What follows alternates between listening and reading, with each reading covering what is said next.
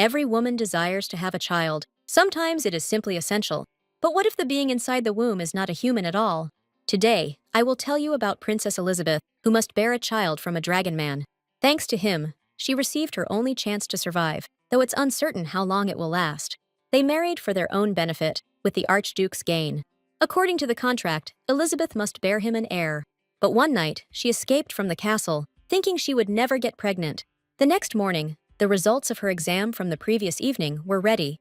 The doctor brought the news to Archduke Regent Kirstan that his wife is expecting a baby, but the room was filled with tension, and he held the note in which Elizabeth said goodbye to him, because earlier he himself allowed her to escape at any time after 6 months, and everything would be fine, but he can't let her go now that she carries his child in her womb. The Archduke immediately ordered all gates to be locked, realizing she couldn't have gone far, as her body was very weak. But how did it end up like this? 7 centuries ago, the all-consuming fury of a dragon swept across the entire continent, and one of his 5 students, whom he cared for deeply, ultimately betrayed his teacher. This man sided with the people and used the dragon's own knowledge against him.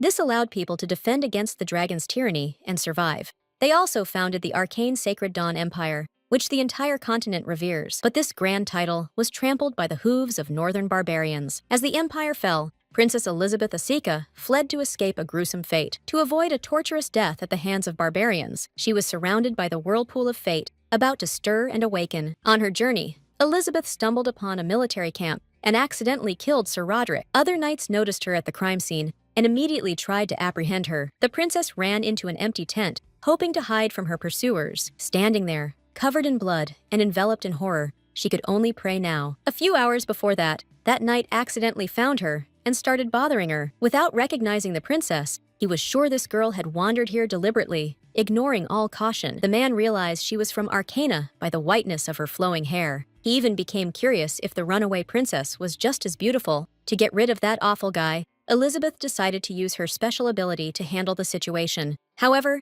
things didn't go as she expected. The man exploded before her eyes, and she was splattered with blood. As she brushed off the small bits of scoundrel, she tried to understand what it all was. In any case, she didn't regret it, for he was a knight from an enemy land. But if they caught her here, they'd cut off her head, and she couldn't escape. Falling to her knees, Elizabeth even thought of ending her own life. Now, one of the magic circles that Brother Andre set up for her helped her. They represent 2 abilities. One is defensive, while the other is for attacking. To use them, you only need to touch the circle and say her brother's name aloud to activate them. There was also a circle on her ankle, but she'd understand its meaning when the time came. After explaining, Andre told her to run, so she wouldn't die there with the others. The girl begged her brother to leave with her, not just because she loved him. Unlike her, Andre was a great mage, and without him, she'd be lost at once. But he's the emperor, and no matter what, his duty is to protect the castle. In the end, he just said that if she survives, Arkan won't fall, no matter what happens. Then, Elizabeth began to immerse herself in the altered part of space. Her brother trapped her in a magic orb that teleports her to a safer place far away. And as she walked away, he kept repeating over and over that she had to survive, no matter what. His last words were a plea for her to return and give him a proper burial. Now, as Elizabeth was engulfed by the fear of death, she tried to pull herself together. She is the last member of the royal family and the only heir to the throne. So for Andre, she absolutely cannot die under any circumstances. To save herself, she needs to reach Regala,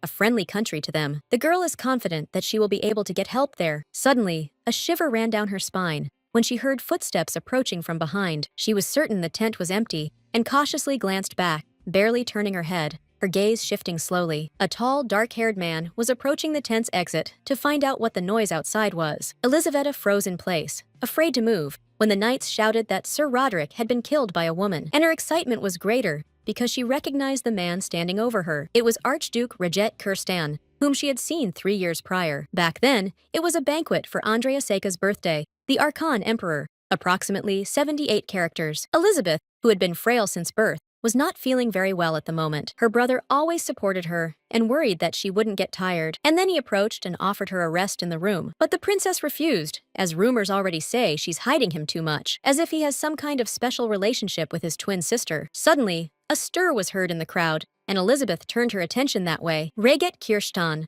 commander of the Northern Knights of Benella, entered the hall. He is also the stepbrother of the emperor, but he does not have royal blood. When the emperor ascended the throne, Kirstan made a huge contribution and became an archduke. Regeth was like a bloody wind on the battlefield, proving his worth every single day without fail. This is one of the reasons this man is called the Demon of War and the Emperor's personal dog. In any case, Elizaveta felt that collaborating with him wouldn't bring about anything good, you know? And now this man stands before her, and she's afraid he'll recognize her. Outside, the call of the knights urged them to take action, and Elizabeth felt with each passing second that her end was near. Suddenly, the Archduke told the girl to stay put and sent the knight away. The princess thought this man was up to some game, and her heart tightened even more. Then, he actually knelt before her, which left her completely bewildered and confused. But it didn't seem like Rajet intended to harm her. He recognized her and greeted her politely. He also asked for forgiveness and immediately turned to the table behind him. There, he wet a rag in water, explaining that Her Highness should not see her in such a state. Then, he asked her permission to take care of her for a while. Elizaveta realized he was going to wash off the dried blood from her. She immediately remembered the moment the man tore himself apart before her, and she understood it was somehow linked to the magic circles, but she hadn't activated them. Kirsten distracted her from these thoughts as he approached with a towel, and Elizabeth allowed him to tidy her up a little bit. The Archduke apologized again before getting to work. Then, he carefully wiped the red stains from her face and neck. The princess found his actions strange. Enemies aren't treated like that. But this led her to think that this was her chance to get out of here alive. When Rajet finished, the water in the bowl took on a dark red hue. But the princess was now in a more presentable state, and the Archduke invited his subject. Reuben entered as usual, intending to give a report on the situation outside.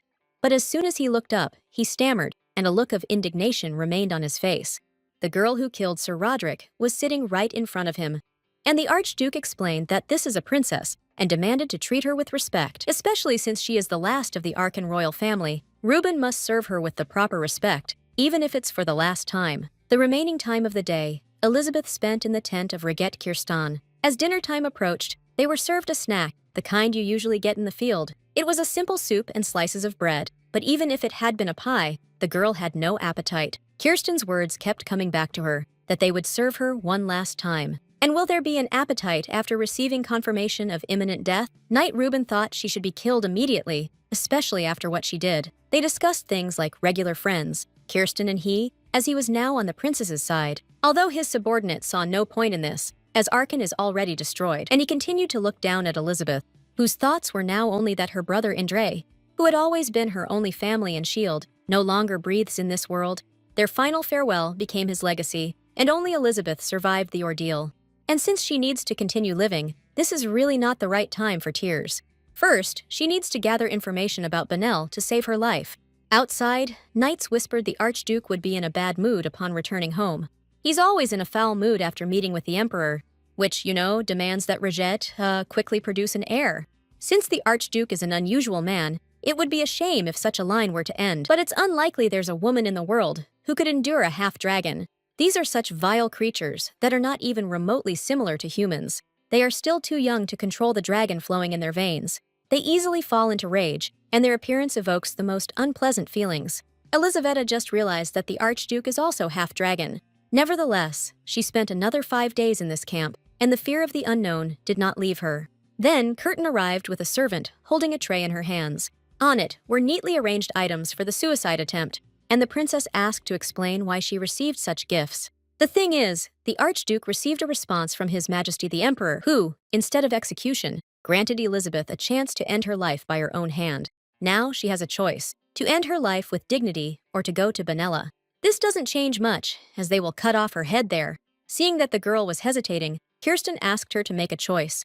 Suicide is considered an honor for the imperial family. It is a tribute to the defeated side, and this procedure helps maintain face before the enemy. Elizaveta clenched her fists, because now wasn't the time to worry about such things, but she has to make a choice by the Emperor's command. And the witness will be the man holding the highest position in this country. Half-dragon, inheriting the blood of dragons. The princess stalled, pondering various options carefully, and she wanted to know first if Kirsten would take her to Benella if she refused to kill herself. The Archduke confirmed, but assured that nothing would happen to her until the end, because he was ordered to deliver her body intact and unharmed. But she herself must be as careful as possible. Looking at the dagger's blade, The girl wasn't sure what was best to do in this situation. However, the emperor's orders must be obeyed, and she made the decision to end her life. The archduke was ordered to bring her body, but it wasn't specified if she should be alive. Summoning her willpower, Elizaveta raised the dagger high, approximately 64 characters, then plunged it sharply downward, driving the point into her shoulder, approximately 73 characters. Immediately, a few drops of blood fell onto the floor, gradually forming a small puddle. And while her soul had not yet left, the princess asked to promise to take her body to Benella. She was a bit surprised Kirshen would get so upset over what she did. Her last thoughts were that, no matter what, she had to survive. As the last member of the imperial family, she had to endure. Still, the wound turned out not to be fatal. Elizaveta had simply lost consciousness. Kirsten laid her on the bed, and after treating the wound, stayed by her side almost the entire time. It wasn't clear to him why she first tried to escape and then injured herself. All that's clear is that she's not planning on dying a noble death. However, her actions made the Archduke wonder what she was trying to achieve with him. Lost in thought, he recalled the days when he first laid eyes on her. The people he passed whispered that many rumors circulated about this princess. But now, having seen her face of divine beauty, it became clear why the emperor hid his daughter so carefully. Kirsten himself was captivated by Elizabeth then, just for a few seconds, but they felt like an eternity. And while he was lost in memories, the princess came to her senses. The girl noticed that the Archduke was mostly silent, and she wanted to know the reason. Kirsten didn't answer. He just looked at her with curiosity. He realized she hadn't slept in a long time, but he stayed close and didn't disturb her. A silence fell between them as the princess tried to understand what was happening. It is now clear that this man is avoiding conversations with her. But the silence couldn't last forever, and Elizabeth decided to speak first. She wondered if she should try piercing herself with the dagger again. 74 characters? The question seemed foolish, but he didn't want her to harm her body needlessly. 92 characters, but she didn't care, because in any case, she would be delivered to Benella. At that moment, the Archduke touched her wrist, but immediately withdrew his hand. The girl's feelings were mixed again, and she grabbed his hand, and her gaze became such that it seemed she wanted to ask for a final wish. But to Kirsten's surprise, she went ahead and asked if he was married. He admitted that he has no one, as there are quite scary rumors about him that have likely spread across the entire continent by now, and it's unlikely any parents would agree to give their daughter to someone who isn't even human. Kirsten is a half-dragon, born from the mingling of dragon and human bloodlines. He inherited madness from the dragons, a madness that can only be controlled through periodic killings. It was seen as his curse, but Elizabeth thought it was just a rumor after all. She also heard that the emperor was urging him to produce an heir quickly. And since the Archduke is a loyal knight, he must follow his majesty's commands without fail. However, Kirsten was not one to kill women merely for the sake of having his child. The thought of a mangled corpse in his bed disgusted him to his core. Hearing this, Elizabeth continued to hold his hand. Even though her heart was tightening with fear, she knew it was dangerous for a normal woman to get involved with him. Yet the imperial family's veins flow with a mage's blood. Their ancestor was a dragon's disciple who slew his master. The princess has no magical powers, but she is a member of this family, in which many legends about dragons are passed down through generations. Elizabeth told him a little about herself, and the Archduke understood that somehow this girl found something in common with him, but he isn't sure if she's trying to win his favor or simply evoke his sympathy for her plight. He was consumed by curiosity about why she chose such a difficult path when she could die with dignity. And so that the princess wouldn't harbor any false hopes, he assured her he could be of no help to her. He not only can't do it, but he also has no desire to engage in this. So I asked Elizabeth not to overthink things or imagine more. Even when she declared she was ready to get on her knees and beg him, weeping, Kirsten's decision didn't change, and she realized that the best way out was to take her own life. She still wanted to live, and squeezed the Archduke's hand tighter. Elizaveta pretended to agree, but she gently asked him to stay with her until that time came. Right now, the princess wished this person would stay by her side. Kirsten agreed to fulfill her request, considering it an order. The girl apologized for causing him problems in this way, after all. It seems she will die sooner or later, no matter what. Unexpectedly for the Archduke, Elizabeth brought his hand to her face, and then, kissing his hand, she asked him to do one more thing for her. The princess thought it would be easier if he took care of her death himself. A little more time passed, and Elizabeth fell asleep again, while Kirsten continued to sit beside her. He watched as the girl, half asleep, sometimes shivered and repeated the name Andrei. Her Highness dreamt of her brother, whom she had lost not so long ago. At first, he appeared as a shadow, as if he himself were a piece of darkness, and then he leaned over her, looking very much alive, as if nothing had happened to him, and the princess reached out her hand to him, and repeated that she was meant to be empress. And also, that she should have died, then he would be alive, and if he survived, Andre could revive the Arkan Empire. Because he is very strong and can do anything he wants. Her brother touched the hand she had pressed to his cheek and sadly declared that without her, he was nobody. But then his face changed slightly, became more serious, and he asked me to listen to him carefully. Andre assured that Elizabeth is much better and more amazing than she thinks, and that she deserves universal respect, but the princess objected. If Andre only knew what she was about to do, he would despise her for the rest of his life. Andre's eyes filled with tears, and he asked her once again to come back and arrange his funeral. While all this was a dream for Elizabeth, she let out painful moans through her sleep.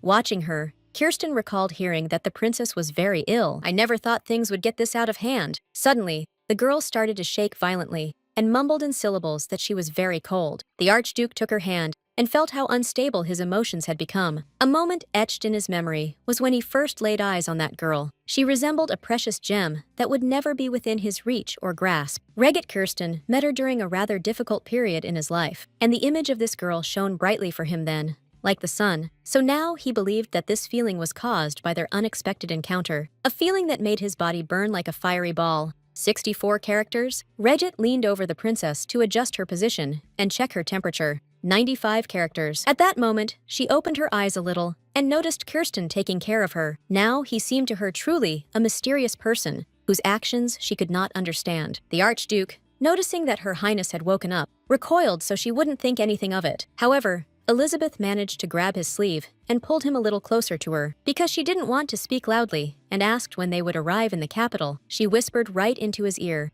telling him not to be so upset and to treat this as the final battle. It sounded, like a dying wish, but still, Kirsten didn't quite understand her. And so, in order not to misinterpret her words, he asked her to explain precisely what she meant by that. Elizaveta realized that from the outside, she probably looked a little crazy right now, but she asked the Archduke to consider, just once, how valuable she could be to him. And then her strength left her again, and closing her eyes, she gently rested her head in his arms.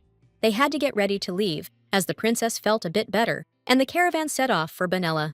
Quite often, the Archduke would take Her Highness with him on horseback so she could breathe the fresh air. But Elizabeth found no joy in the air or the sun now, for the end of her journey was approaching, where only death awaits her in the end, likely a painful one by the Emperor's order. On another night, they stopped in a spacious clearing, and the knights immediately set about making camp. First, they prepared a place for the Archduke and the princess. But Elizabeth didn't ask for anything special to be built for her, saying she could sleep anywhere. It wasn't so much about comfort, but rather to ensure that her temperature wouldn't rise again. Kirsten also assured them that such fussing wouldn't delay their journey at all. The girl didn't argue and glanced around at her surroundings. The knights went about their tasks, occasionally stealing glances at the princess. She thought they were avoiding her, as if she were some kind of leper. After a quick look at herself, she concluded it was because of her dirty appearance. And I remembered that on the way here, not far away, I saw a lake, which is located behind a small hill, hidden in a patch of woods. The Archduke noticed she was staring in that direction, and he became curious. Explaining that she saw a lake there, Elizabeth asked for permission to go for a swim.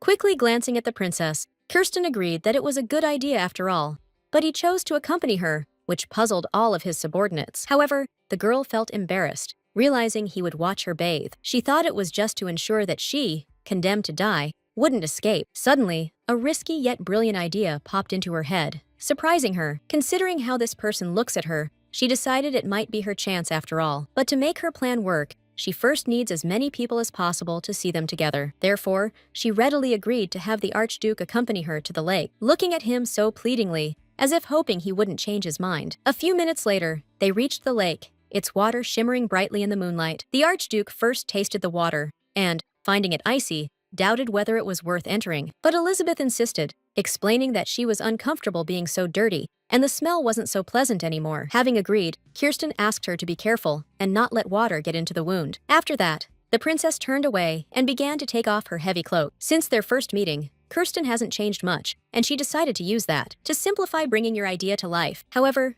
She remembers very well the warmth of the day when that person held her. It's a pleasant feeling, not hostile at all, that she still senses. Approximately 66 characters. For a moment, her emotions blurred, but now survival must take priority. Approximately 76 characters. As she continued to prepare for her bath, Elizabeth called out to the Archduke to get his attention, and he, noticing that she was already dressed too lightly, asked her to stop, because the air is very cold, and she might catch an inflammation. Kirsten understood she wanted to swim, but it hasn't even been 3 days. Ever since her fever broke, and she hasn't quite regained her strength yet. It's not that he was overly worried, but he asked not to test his patience. And not knowing what was going on in this girl's mind, Kirsten reminded her of his words, that he couldn't help her at all. A chill of understanding ran down her spine, sensing the inevitable. But she isn't just any girl, she is Princess Arcana, after all. And in that moment, she realized how she appeared before the enemy commander. She's like a helpless little bird, just falling into his arms.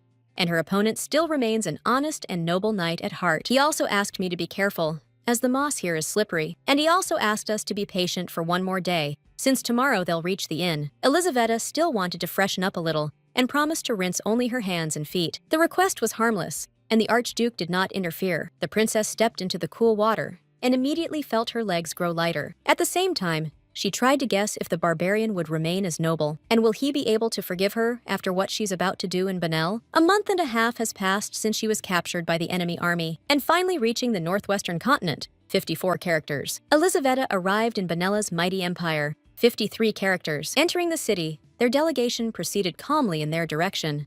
And during the stop, a worried Reuben suddenly ran up to the Archduke. He tried to explain that he noticed something wrong when a harsh voice was heard. Who said he was the 4th prince of Ugal Kingdom, and was surprised to see Rajet here. This voice belonged to a man who looked just as rough, who had approached them. Jano Shihart, with a tar-blackened red braid on his head, looked like a real scoundrel. He recognized Princess Arcana, though she was hidden under a cloak. Ugal is the greatest enemy of Arcana, leaving no living space in his destructive path. These ruthless barbarians didn't just kill, they twisted it into a grotesque form of bloody art.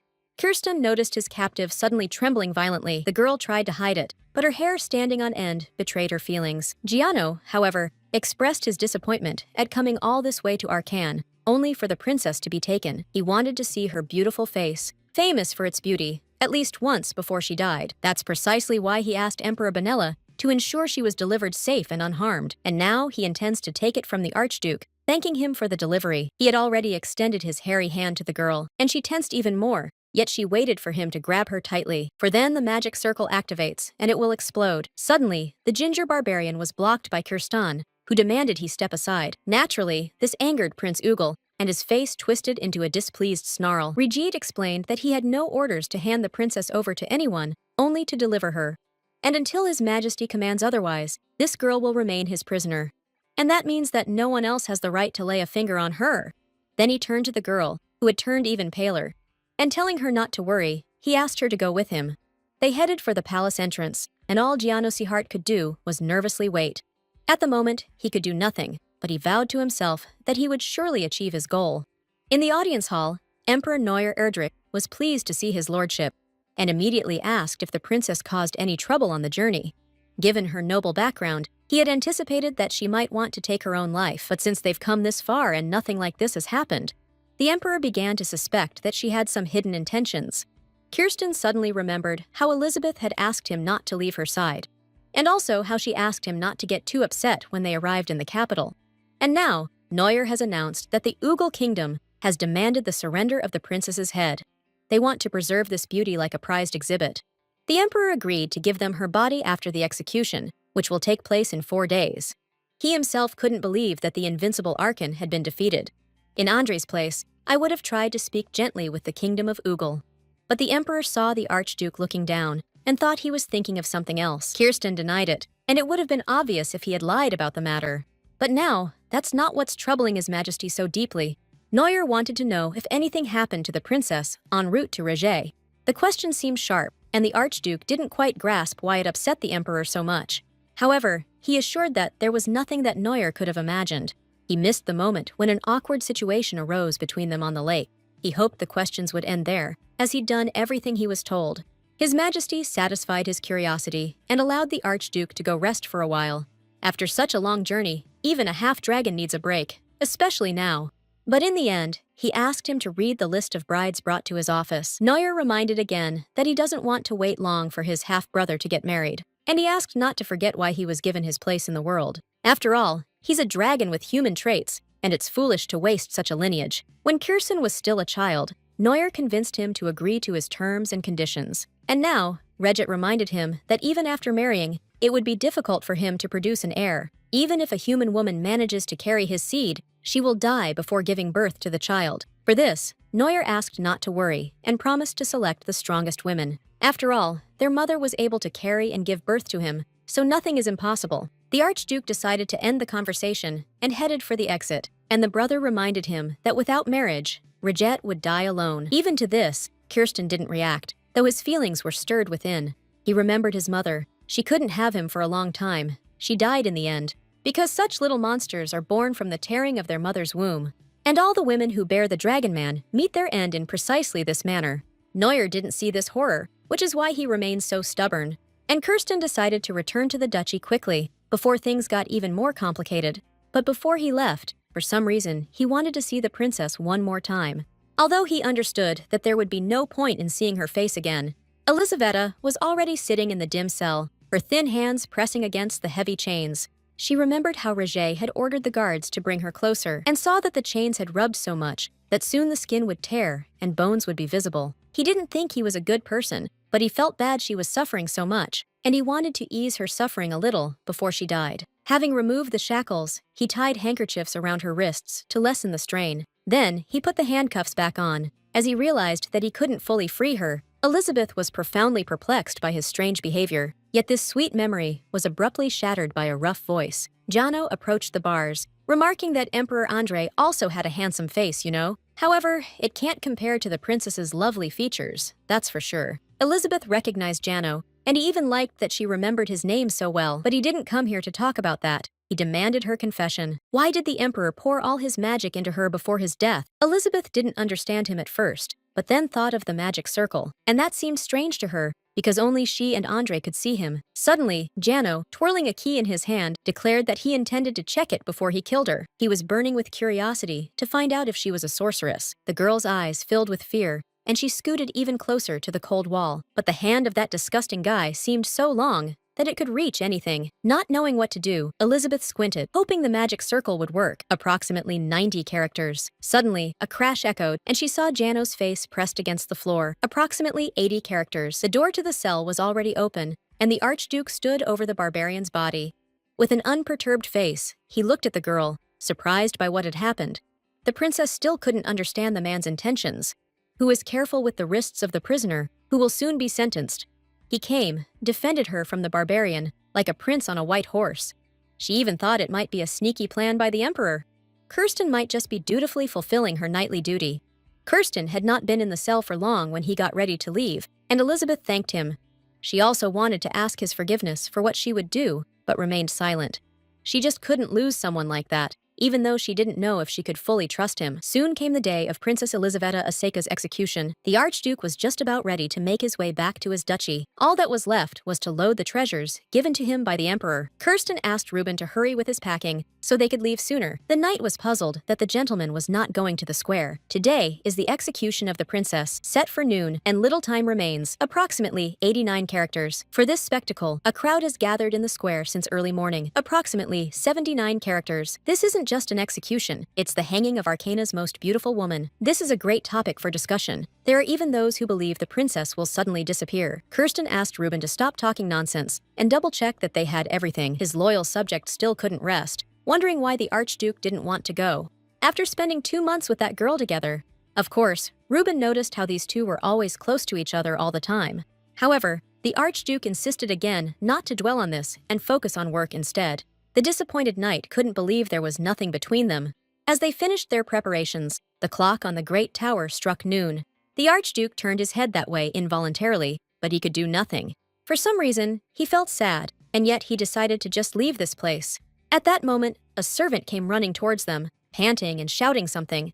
Falling to his knees and gasping for air, he explained that Kirsten wanted to see the emperor, adding that it's about the princess from Arcana. Shortly before this, Elizabeth was brought before His Majesty, so she could have the last word. Neuer was curious. Though he thought she would just ask for mercy for herself, she simply never forgot those who loved her, even if they had never seen her face. Yet she had no achievements to justify their expectations or prove her worth to them. Now she is just a princess who turned away from everyone, fleeing to save her own life. Therefore, she must live to care for her brother's grave, who died all alone in silence, and to soothe the souls of the Arkan people, trampled by barbarians. In the past few months, she had imagined this moment hundreds of times. And now, kneeling before the emperor, she declared that she was carrying the child of Rajet Kirstan. His Majesty's face changed with surprise at the news. He had been waiting for the Archduke to have an heir, but this was unexpected. Elisaveta simply repeated her words, her voice still just as confident. Neuer tried to imagine that his stubborn brother actually spent the night with that girl after all. Though, glancing at her face again,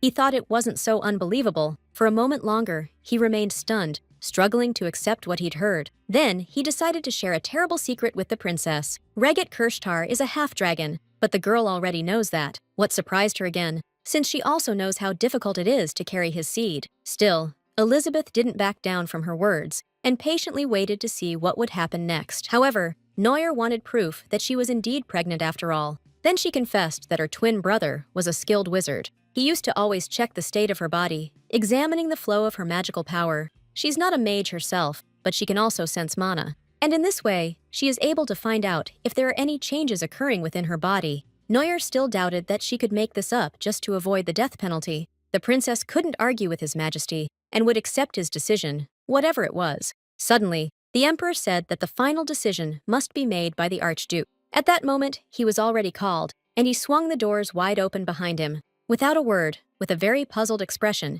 he headed towards the emperor. That one from afar asked Kirsan if the princess was telling the truth. Naturally, Roger didn't know what it was about, and looked at Elizabeth questioningly. The girl sat with her knees drawn up, afraid to say an extra word right now, and the Archduke asked permission to speak with her alone first. Neuer tried to explain that it wasn't important anymore, but Kirsten seemed not to hear him. He just took his semblance of refusal as consent. Then, he grabbed the princess and dragged her out of the imperial hall behind him. Reuben wanted to follow his master, but Neuer stopped him in his tracks and asked to be told everything that happened between Kirsten and the princess. And he ordered that not a single detail be missed, even if it seemed unimportant. And the Archduke was already outside, scolding Elizabeth for her statement. The girl started to apologize, but he didn't need her apologies. He just wanted to know why she decided to tell such a brazen lie. But then she herself asked him to think about why, since he should understand perfectly well. Elizabeth does not want to die, so she had to do something to ensure her survival. Kirsten was still against her dragging him into this and not figuring it out on her own. But the princess saw no other way out, only this one path to take. Now she deeply regretted it, yet she begged Reget to understand and play along. He assured that even he could hardly think of a way for her to escape death, especially since he wouldn't have even listened to her if she had warned him about her plan in advance. After all, he himself has said many times that he won't help her, and today she is to die in the square, because even though he felt well towards her, he wasn't going to save her. And Emperor Benella is already desperately waiting for the Archduke to have an heir. Now, although Elizabeth is not pregnant, she promises to definitely have a child for him. And again, with eyes full of tears, she begged him not to reject her and to use her to produce an heir. She understood how annoying it is when people push you to have kids. Therefore, she believes that her plan to save her own life will also greatly benefit Kirstan as well, who was quite surprised that this girl decided to voluntarily make such a sacrifice, because that means she will die completely. But in that case, death will be very cruel. The Archduke's words sounded so ominous that the princess felt a chill down her spine. Approximately 105 characters. Then, he asked her to think about the reason why he still hadn't fathered an heir. He's sure that, knowing this, Elizabeth would never have offered him such a thing, and he believed her desire was merely the desperate plea of someone who craved life. At that moment, Kirsten himself was overwhelmed with emotion and grabbed her wrist, but he quickly realized it could easily break if he pressed down even a little. However, not letting the girl go, he asked her to think again about not getting involved with him. For a moment, Elisaveta thought he was ready to break her arm, just to make her back down. But her gaze remained innocent and pleading, which somehow affected the Archduke. Then, after averting her gaze to the side, she sincerely apologized for having offended his honor. The next pause in the silence was broken by his reminder that he couldn't help her in any way. But Kirsten never said he would stand in the way of her efforts to survive. And letting go of her hand, he admitted that in her place, he too would risk everything he had. Reje would even reveal all of Arkan's secrets about treasures and share information about dragons. But Elizabeth disagreed with this. because even after selling her dignity and pride, she can't sell the country that her brother and people defended with their lives. All her actions now are solely for the sake of saving her own life. Then Kirsten reminded him that a noble death would be more fitting for Arkan's pride, and it sounded from him as if death was better than what she had planned. He's partly right, because Elizabeth can no longer change her situation. Even if she returns to Arkan, she won't be able to rebuild the empire, but she can't die after her brother's words. What if she remains alive? Then Arkan will not fall, no matter what happens. Then, placing a hand on her heart, the princess declared that she was unlike an ordinary woman because she can use magic, which the Archduke immediately disputed, because if she were using magic, she wouldn't have come to Benella willingly. In the end, Kirsten stated that he has no desire to hug a woman. She's resisting, you see, and she's just not able to properly control herself. Still, the Archduke decided to give her time to think until tomorrow. Then, he got up to leave. When Elizabeth said she had nothing to think about, she has thought of everything, and there are no other options for her. Now, the princess will simply wait for the Archduke to make his decision. After the conversation with Elizabeth, Kirsten went back to the Emperor. As soon as he entered, Neuer again began to ask him about his relationship with the princess. Just like the first time, the Archduke stated that nothing bound him to this girl, convinced that her simply sleeping in his bed doesn't count for anything. At that time, Elizabeth was ill, and he took care of her health. And suddenly, the Emperor laughed, taking his refusal as a strange confession. Neuer just couldn't believe that after 2 months on the road with such a beauty, Kirsten hadn't batted an eye. Riget realized his assistant had blabbed to the Emperor, and he swore that he had only spoken what he had seen with his own eyes. And the guy really saw how those two hardly ever separated for even a minute. In addition, his visit to the princess in prison also turned against the Archduke. Neuer is sure that his brother wanted to check on the one who was carrying his child. And also, when Kirsten just opened the door to lead the princess away, the answer immediately became obvious. The Emperor believed she was pregnant, but just in case, he sent his physician to her, because only after receiving his conclusion will he be able to finally believe her words. Kirsten stayed silent, but inside he flinched, as the princess's lie would be revealed. What's more, Neuer fueled the fire by suggesting the child might not even be Elizabeth's. Since the princess admitted that she persuaded Kirsten to do this, and he challenged it again, since she's never left the palace her whole life, she has no way of knowing how to interact with men. The Emperor asked them to think why those strange rumors about her and her brother started. At these words, Kirsten asked him to be quiet and not to insult Princess Arcana. He immediately disagreed, for it would be worse if this girl turned out to be lying. 94 characters. And if she really lied, Neuer promised to ensure that her death would be as agonizing as possible. He'll give her to Ugol, and then the twins will go through Hell's Gates together. Kirsten then admitted that he didn't know how Elizabeth had lived in Arcana before. But I'm sure she's not the type to engage in casual relationships. Moreover, he himself has come to realize that this girl has very fragile health. His words only pushed the Emperor to believe she was carrying Riget's child once again. He could only confidently state that Elizabeth had never met another man before this. After the conversation with His Majesty, Kirsten left him filled with anger. He realized that she, who ruled over all, was the very symbol of nobility and grace. Now he longed to hold her in his arms, if only for a single moment. Her words about the desire for life wouldn't leave his mind, and she is ready to do anything to survive, no matter the cost or sacrifice. Her eyes were full of despair, and with all of it, she tore the Archduke's soul to shreds, stopping abruptly in the hallway and nearly knocking over Reuben, who was behind him. Riget inquired about the exact location of Princess Arcana at that very moment. He heard they took her and the doctor to the West Tower, and in that moment, Kirsten sprang into action as if his own life depended on it. The Archduke decided to help the girl, who simply wishes to live her life. Elizabeth was already lying in bed, while the healer worked her magic nearby. The short, plump woman in glasses noticed the princess had a weak pulse. So weak that only dying people are like this, and she admitted she had always been this way. But this wasn't enough to check. We also need to measure the temperature. The doctor had already taken her blood. The princess feared her lie would be found out tomorrow. But still, she won a day, and she has time to come up with something else. Soon, the girl was left alone and didn't get out of bed until evening. In that position, she fell asleep and suddenly felt someone gently touching her forehead. Opening her eyes a little, she saw the Archduke above her, but thought it was just a dream, and she didn't understand why he entered her dream, if he wasn't going to help anyway. Elizaveta herself had already accepted that she would die anyway. In trying to survive, she only brings pain to those around her. Right now, she is only asking to be allowed to commit suicide if her lie is revealed. Then she closed her eyes again, and when she opened them, she saw the maid standing beside her. Elizabeth jumped in surprise on the bed, not understanding what was happening around her. The girl in uniform introduced herself as Yvette, explaining she would now serve the princess. Elizaveta was confused, thinking it was a joke. Why would a maid serve someone about to die? But the maid kept saying that she was instructed to do everything her mistress asked of her. What seemed stranger to the princess was that Kirsten had given such an order, because even this young maid is already aware that Lady Elizabeth will soon become his wife. After some time, the Archduke visited Elizabeth to check on how she was feeling. The girl lay in bed for 3 days, as Yvette had informed her a little earlier, but all this time seemed to her like a fleeting dream.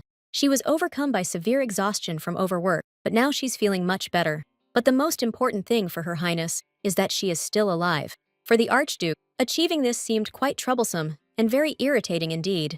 And he wanted that, with the help of this one deal, he could free himself from the Emperor. Suddenly, Kirsten looked at the princess as if seeing her for the first time.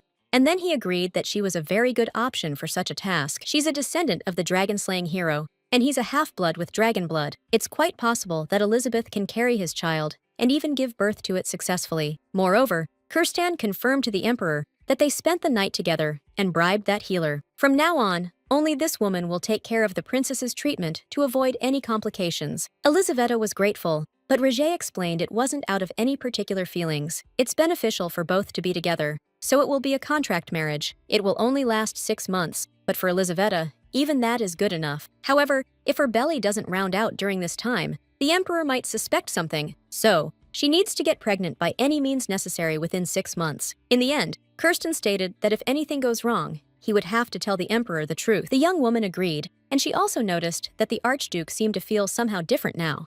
He was colder, and Morena's speech was unyielding, though that could have been the result of a deal.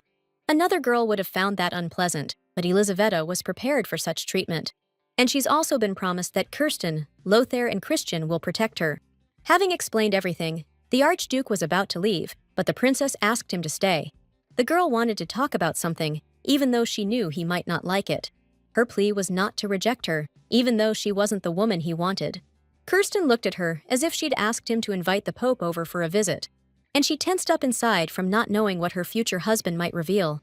But Rajette was just glad for her news that kids don't fall from the sky. Elizabeth felt relieved and admitted she had some knowledge of the matter, approximately 77 characters. At that, she felt embarrassed and turned her face away slightly, and Kirsten noticed how red ears peeked out from under her white curls. And so she wouldn't worry, I suggested she review their obligations and the penalties for non-compliance. The princess couldn't believe he'd let her change anything if she didn't like it. In the first lines, she read the chart about when they should try to have a baby. Counting on her fingers, she figured it would be 30 nights in 6 months. Worried about getting pregnant for sure, she felt that amount wasn't enough, and she proposed to double the number of duty performances. Kirsten stared silently at Elizabeth, and she decided that he wanted to triple it. But he only asked her to state that everything would depend on the circumstances, to avoid overthinking it. Besides, he didn't want it to feel like a homework assignment for him either. Pleased that he had agreed so readily, Elizaveta wrote it down as he had advised. In the end, a contract was ready for 6 months, and if she got pregnant, then for all 10 months. Just in case, Regit stated that she could leave at any time if anything scared her. On one hand, this option seemed quite acceptable to her, but with Kirsten, she'll be safe, and she'll have time to think about how to get back to Archon. The princess couldn't miss such a chance, and looking at the Archduke, she confidently said that she wasn't going to run away. A few days later, they were married in the temple and legalized their union. Meanwhile, the princess felt a deep unease about the whole situation, because if Andrei saw what she was doing, he would be in turmoil. He used to promise her he'd find the best man on the entire continent, the one who will take care of her and buy her the most beautiful things. Elizabeth would have had the most extravagant wedding, even more grand than the emperor's. Andrei just asked her to promise that she would get a little better. Now she stands at the altar in a modest ceremony with the dragon man by her side. The priest, as a representative of God, has accepted their marriage vows. And at the end of the ceremony, as a sign of confirming their vows, the newlyweds must kiss. Thus, they will show that their oath to God is true, but for some reason, they were in no hurry. A pause fell between Elizaveta and Kirsten, a pause that felt like an eternity to them. The princess was very shy. It was her first kiss, especially in front of people. The Archduke noticed her embarrassment and realized he would have to act himself, and cast a sidelong glance at the emperor, who was practically holding a candle. Earlier, he insisted that it was possible to have a child without getting married, and the emperor might agree, but Kirsten has already shown his feelings for the princess. Neuer didn't understand why he was resisting,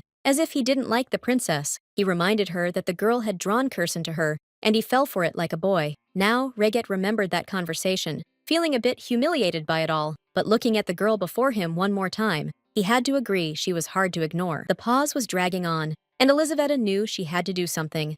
And getting closer to Kirsten, she suggested just pretending that they were kissing. At the moment she was so close, he felt an inner instinct stirring within him, and he grew curious about what he might gain from such a marriage. Then, he quietly told her that since they had started, they needed to do it properly. And as he kissed her, he thought it would be like the forgiveness of sins for having captured the princess. And if that's the case, he saw no point in hesitating, and he agrees. The kiss lasted only a couple of seconds, but the girl turned as red as a tomato.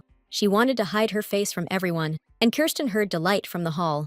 His loyal subjects, watching the proceedings, were shocked and at the same time pleased, and the priest's voice from the side announced they were now husband and wife. Elizaveta, discreetly and quickly, practiced some breathing exercises in order to regain her composure, but her legs still buckled, and she couldn't understand what this feeling was. Sensing her unease, the Archduke steadied her, pretending to offer a courteous embrace. With that, the wedding ceremony concluded, and they set off on their journey. But in the carriage, the girl rode alone and wondered why her husband was outside. With Elizabeth, there was indeed a maid with whom one could have a conversation. Yvette was flustered that the lady was so beautiful, and her husband hadn't even had a proper look at her, to which the princess declared that she wasn't all that beautiful. But to prove her words, the maid pointed to the knight's enthusiastic gazes. They stared with open mouths, though it was forbidden to gawk at the master's wife. And then Elizaveta felt sad, because Kirsten hadn't really looked at her properly. But then she remembered the moment of the kiss, which felt very sincere to her. The girl was so lost in thought that she jumped at the light tap on her window. Turning her head, she saw right there in front of her the Archduke peering in at her. The carriage stopped, and Kirsten asked his wife to step out for a moment. Elizaveta was in a panic. They hadn't arrived yet, and she decided something had happened. Roger touched her cheek and reassured her that the weather outside was great, and she should spend more time in the sun, which will clearly strengthen her health. That's why he stopped the carriage himself, so his wife could ride alongside him on horseback. The princess didn't object, but as soon as she stepped out, she noticed the knights staring at her. She sensed that her presence made them uncomfortable. And then the Archduke put a hood on her, saying it would be better that way. He cast a sideways glance at the knights, signaling them not to make a sound. He told his wife the hood would keep her from getting sunburned, as the sun was quite harsh today. She didn't mind, but the hood was so large that she couldn't see anything in front of her at all. However, Curtin wouldn't let her take it off and led her to the horse so she wouldn't trip. On the way, he explained that prolonged carriage rides are unhealthy. He asked her to let him know if she felt worse, as it was hard for him to tell right away. Elizabeth didn't mind. She felt quite comfortable in the carriage, and Arcana spent all her time in the bedroom, so she wasn't used to being outside. Kirsten became curious about why Elizabeth was always locked up in the Arcana, and she admitted that she wasn't locked up. She just got sick quickly from being outside for too long. Sometimes she'd go for a walk in the garden with her brother, and such days were special for her, as she was excited from the very morning. She didn't even care that her condition worsened again after such a walk outside. And then it dawned on Elizabeth that being outside, she felt perfectly fine right now. Especially since before that, she had been imprisoned for 3 months. But now, even the bruises from heavy chains are almost gone. Only faint traces remained, but noticing them, the Archduke became agitated. Then, Elizabeth explained that, on the contrary, it's very fast. Only 10 days had passed, and she couldn't understand how this was even possible. Suddenly, she remembered her brother's promise that she would be healthy someday. It sounded like a fairy tale, but Andrei asked her to trust him completely. Now the princess believed her brother was right, but she still didn't understand how. She thought she heard Kirsten say something, but he asked her not to pay attention. He was simply pleased to see that his wife was holding up well, but he couldn't understand how someone could be so fragile that even bruises lasted 10 days. And he couldn't help but doubt she could handle a half-dragon with such a body. Approximately 88 characters? Either way, he decided to wait. Time would tell how it'd unfold. Approximately 67 characters. And then he suggested Elizabeth make a stop in the neighboring village. Kirsten was worried about her, but she felt he was tired himself. And her words surprised Reuben, even his horse, which knew the Archduke as the most tireless of men. Elizaveta kept lamenting that her husband was tired after 2 days of horseback riding. Suddenly, she had a strange feeling of dread. Kirsten noticed her wariness, but before he could even open his mouth, as the princess asked them to stop, they would not be able to go any further. She pointed to the dark forest thicket and said someone was waiting for them there. shadows really appeared at that very moment from behind the trees. Kirsten stopped the horse and looked into the thick leaves himself. The girl definitely noticed danger in two spots and pointed at them with her finger. Right after that, a suspicious crackle came from the forest, and not a second passed before an arrow flew past the princess's face. Fortunately, she wasn't hit, and the sharp tip plunged into the ground a meter from the horse. However, the girl was very scared that they decided to attack right away. Kirsten grabbed his wife and jumped off the horse, shouting to prepare for defense, and Reuben was ordered to escort Her Highness to a safe place. The knight quickly shielded the Archduchess from arrows and asked her to follow him, but the girl was in no hurry to leave her new husband, and grabbing his cloak, like a child, she asked him to be careful. Her hand was shaking so hard that Kirsten would have felt it even without seeing it. He repeated the order to Reuben, asking him to do it as soon as possible. And then he went to deal with the attackers who had disturbed him on his way. Elisaveta watched him for a couple more seconds, genuinely feeling the moment. Reuben called out to her, and they ran in the other direction, trying to avoid the arrows. When they caught up with the other knights, they too surrounded her from all sides. Arrows sometimes struck the warrior's iron armor, but bounced off, leaving only an unpleasant sound. The princess looked closer at the arrows. She thought she'd seen them before, but they already put her in the carriage, where she'll be safest. Still, she yelled to Reuben not to get hurt by the arrow, warning it was poisoned. She definitely saw these arrows when she fled Arcanum. These are Ugel's arrows. Reuben gritted his teeth, as these barbarians had really gotten on his nerves. Meanwhile, Elizabeth was trying to think of something, sure that she was their target. She recalled her brother telling her about magical circles' properties, and to use the circle, you need to place your hand on it and say Andre's name. So the princess did just that. Rolling up her sleeve, she touched the circle, and having spoken her brother's name, she prayed for him to give her strength, and a blue radiance appeared around her. This glow began to spread around the carriage, as if creating a protective dome. By this time, Kirsten had come a long way, yet he could still see the blue light. He realized it was protective magic, but then a harsh, raspy voice distracted him. Before him, as if from nowhere, a red-haired barbarian appeared, grumbling about them taking his girl. He became curious if Elizabeth had confessed to the Archduke about the reason why Emperor Arcana cared for her more than for himself. Kirsten was surprised, and Jano thought he had simply fallen for that cunning lady. Then, in a commanding tone, he demanded they stop playing games and give him the princess's head right now. For this, the barbarian promised never to block the Archduke's path again. The demand angered Kirsan, and he asked what the other would do with the girl's head in his hands. And he immediately warned Prince Ugel, to retreat and not to get involved with someone who isn't even human. His hand began to mutate at that moment. Claws grew, and his skin became covered in rough scales. The Archduke's appearance had changed, and now he resembled a monster, or a demon more. Getting closer to Jano, he grumbled, not knowing why they needed the princess so badly. But now he is going to tear out the eyes of the one who crossed his path. A loud roar echoed, and a flock of birds suddenly took to the sky above the spot where they were. Kirsten didn't throw words to the wind and unleashed his guts on his opponent. Then, he tossed the torn body to the ground, but life still clung to the barbarian. And he grumbled at Kirsten, who had left him to die, telling him to be careful, for this princess will drain him dry of all he has,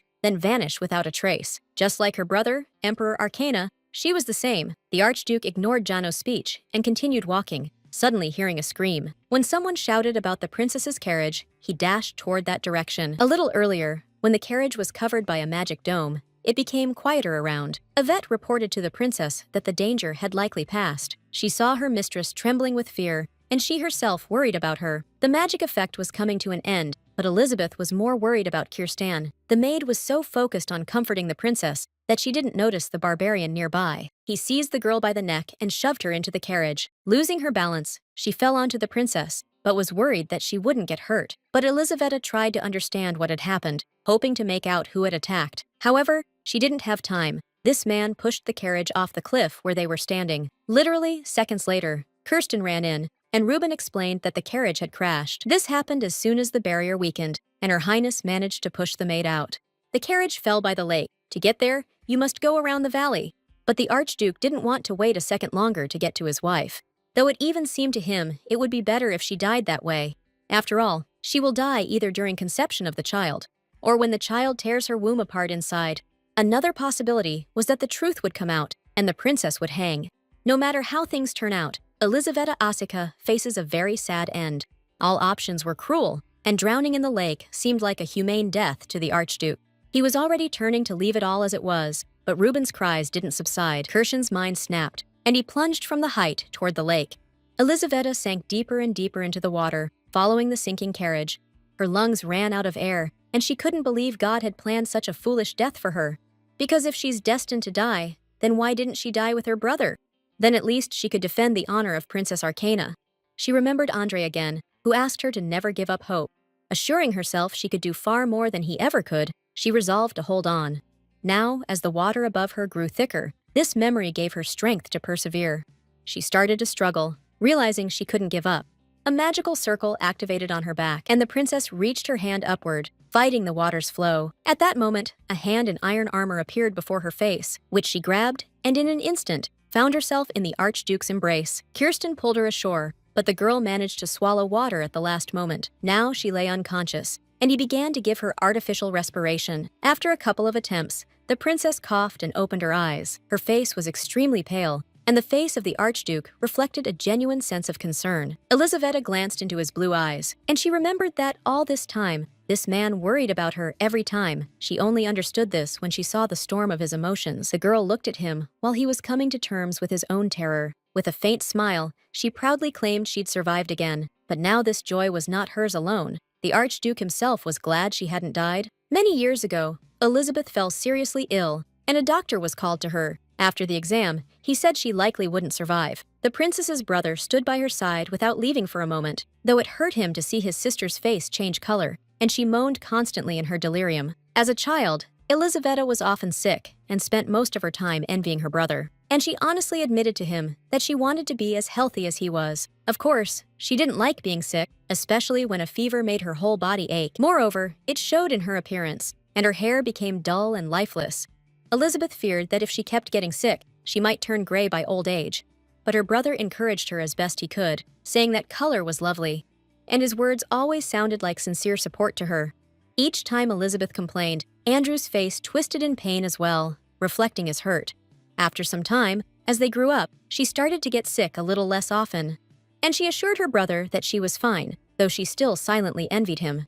But she could never have imagined that it would hurt her to have no one to share her suffering with. At some point, she found herself on the border between life and death and thought she had cursed herself. They brought her sleeping medicine, telling her to take a little. Taking too much of it can turn it into poison, so caution is advised. But Elizabeth didn't follow the advice and drank almost the entire bottle. In the end, she fell to the floor, not even making it to the bed, and showed no signs of life. Her brother found her, and holding her body, blamed himself for not watching over her. His face instantly broke into a waterfall of tears, and he begged her not to leave him. But Elizabeth, looking at him with a dim gaze, was already ready to depart to the other world. She simply saw no point in dragging out such a miserable existence. Still, Andre managed to save his sister, after which he decided to draw magical circles on her. He asked her to bear with him, as it might hurt a little. The princess grew curious about the magic, and he explained it would cure her illness. From that day on, Andre drew magical circles on her body every single day. And each time he explained what each of them was for, and how they should be applied. The only thing he didn't explain was what the very first magic circle on her body was created for. Now, after the lake incident, Kirsten took his wife to the village and rented a house. The girl was worried they would be delayed for a few days since he had his own matters, to which the Archduke declared that even the strongest knight needs rest, and Elizabeth even more so. The princess argued that she felt no pain because of her brother's magic, and then she herself remembered that her body had reacted strangely underwater. She felt as if she had used magic herself in that moment. The couple's talk was interrupted by Reuben, announcing the bath was ready, but he wasn't in a hurry to leave, wanting to know about the punishment. Since he had asked for it himself, Kirsten ordered the door guarded, so no one dared enter the room. Hearing about the punishment, the princess asked why treat the knights this way. But they did not fulfill their duty properly, and did not protect their master. So the Archduke will punish them justly, but he asked his wife not to think about it. Then, Elizabeth learned that Yvette hurt her arm, but the injury is not serious, and will heal soon. But by that time, the Archduke will take on the responsibility of caring for Her Highness. But the girl worried, because then they'd have to share a room, though there's nothing strange about that. And yet, the princess preferred to bathe without his help. Suddenly, Kirsten cupped her cheek with his palm and felt her trembling, which wasn't surprising, as she was soaked from the water. He suggested she change out of her wet clothes first, even offered to help, but the princess refused. Even though it was hard for her to even move her fingers to unbutton them, Kirsten brought her hand to his mouth and blew warm breath onto her skin, asking her not to push him away. Elizabeth realized that even if she pushed him away, he wouldn't let her go anyway. In any case, she would have to get used to this, as they plan to have a child together. Moreover, this is quite a normal dynamic in married couples. Don't contradict her any longer. She has allowed him to court her.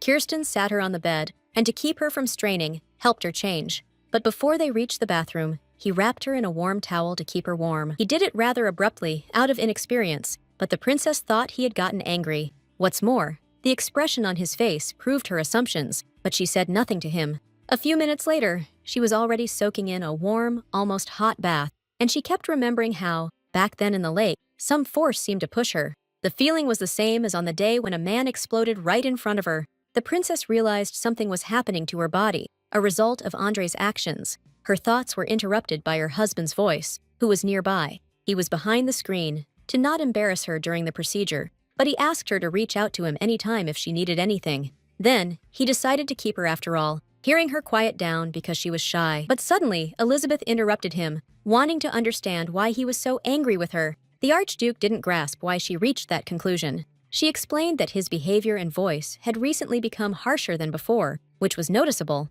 although she acknowledges that she deserved such anger, as she caused him a lot of trouble. Because Ugel was targeting her, other soldiers ended up becoming his victims. She blamed herself for constantly bringing him so much trouble and distress. But the Archduke said he wasn't angry with her, and they have a deal. Elisaveta must ensure the continuation of his lineage, and he will watch over her safety. So, he's more to blame for everything, and the princess should be angry with him for leaving her to others, instead of staying to guard her himself. Driven by inner impulse, he couldn't leave the battlefield in time. 72 characters. And the problem wasn't his hostile attitude towards the kingdom of Ugel or Yanoxihat. Kirsten was deeply offended by the greed directed at the princess. He didn't want anyone to hurt her, but then, seeing the carriage fall off the cliff, he even thought it was for the best. He couldn't understand why he was contradicting himself, but now he promised the princess he would do everything he could to keep her from worrying. The girl took his words to mean that she was very important to him, and Kirsten confirmed that of all those under his protection,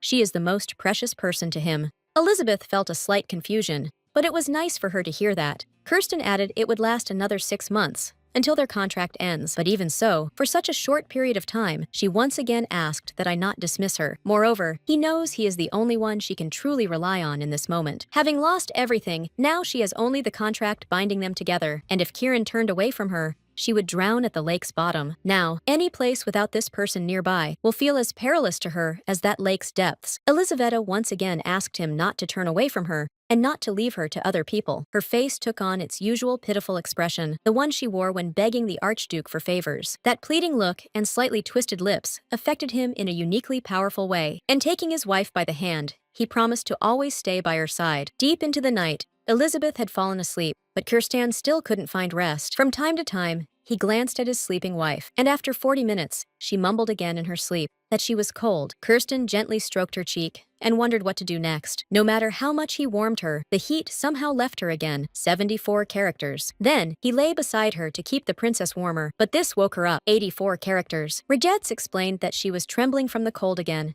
and he wanted to make sure she was warm. This calmed Elizabeth, and she pressed her face to his chest, thinking to fall asleep again. Her husband hugged her too tightly, making the princess uncomfortable. She lifted her head, noticing that his whole body seemed tense somehow. The Archduke asked her to ignore it, explaining that he had prepared a bedtime story for her, reminding him that she herself had recently urged him not to leave her side, and he recommended she just relax, so he could take care of her. He understood that he needed to be extremely careful with such a fragile body, with a girl who will likely be able to carry and give birth to his child. Besides, this is the most beautiful thing he ever had. He suddenly felt the urge to stroke her back and smell her hair. In that moment, he felt like a magpie, yearning for everything that shines. A week has passed since then, and they continued their journey. Princess nearly dozed in the carriage when Yvette asked her to look out the window. Still sleepy, Elizabeth didn't understand what was needed. The maid explained they were arriving. They've nearly reached Rotiro, a land of harsh mountains and Grenterns forests, fertile plains along the Ten River in the south.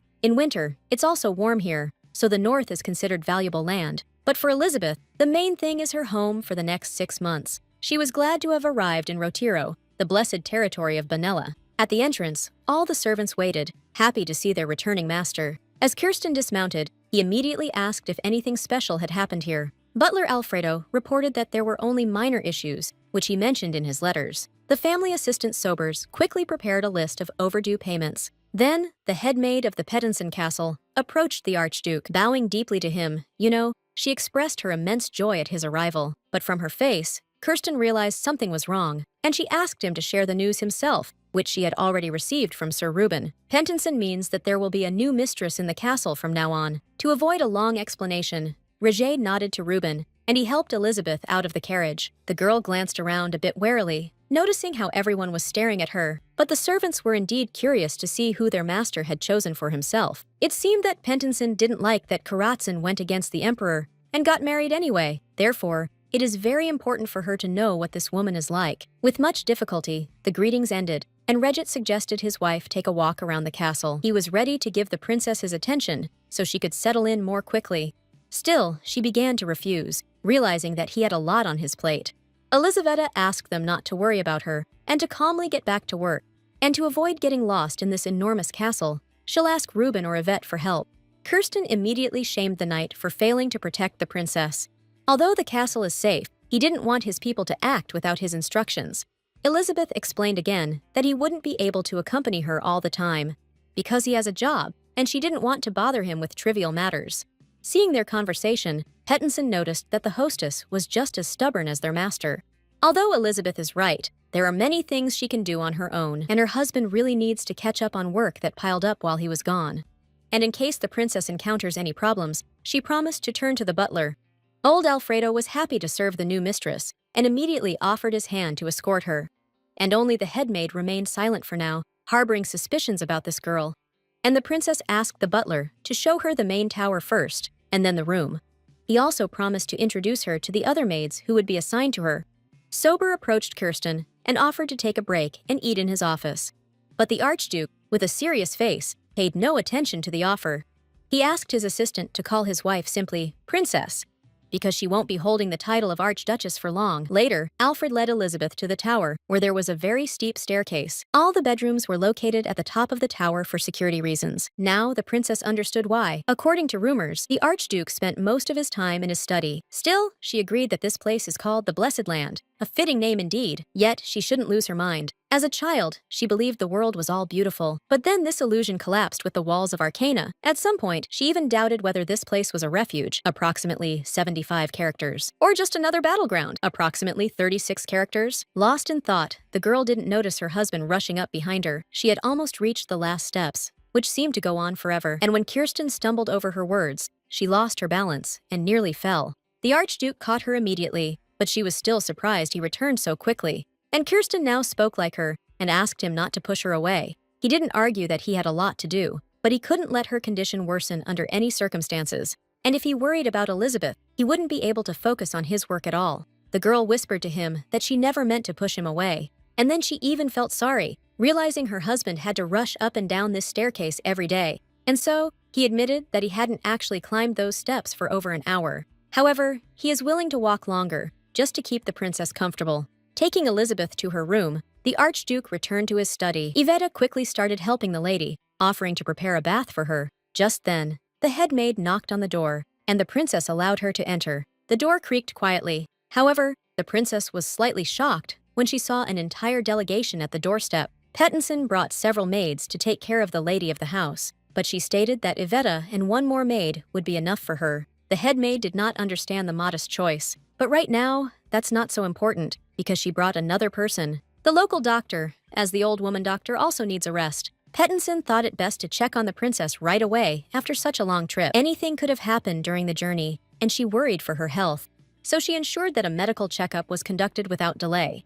Elizaveta perfectly understood that if the doctor of Rotiro Castle examined her, he'll be able to tell she's not pregnant, and then it's all over. Kirsten probably didn't tell anyone else her secret out of caution. And if the doctor was brought here, it means Mrs. Pettinson acted on her own. It's clear this woman has doubts about the new mistress who appeared so suddenly. She decided to see for herself if she was really pregnant. To decline the inspection, Elizabeth said she needed to sort through her things, and that she's perfectly healthy to wait for her personal doctor. Pettinson began to persuade her, feigning concern for the new mistress. Her persistence made it clear that they would not agree to accept the princess's arrangement. No matter how much Elizaveta wanted to dismiss the maid, she gave her consent, asking to get it over with quickly. Approaching her, The doctor first began to feel for her pulse, noticing him so weak that it was difficult to determine the state of his body. To achieve a more accurate result, he suggested taking a blood test. When Yvette spoke up, she yelled at Mrs. Pettinson that it was too much. Because poking someone with a needle right after a long journey, that's not normal. And if we take the blood now, the results may turn out to be inaccurate. And if you postpone the examination for a few hours, nothing terrible will happen. The princess, displeased that she'd been brought a poor specialist, spoke up after Yvette.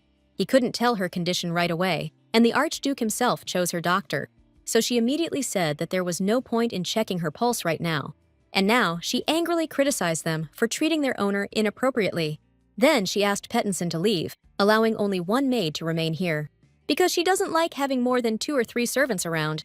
And finally, Elizabeth warned them, quite sternly, not to make her have to repeat herself.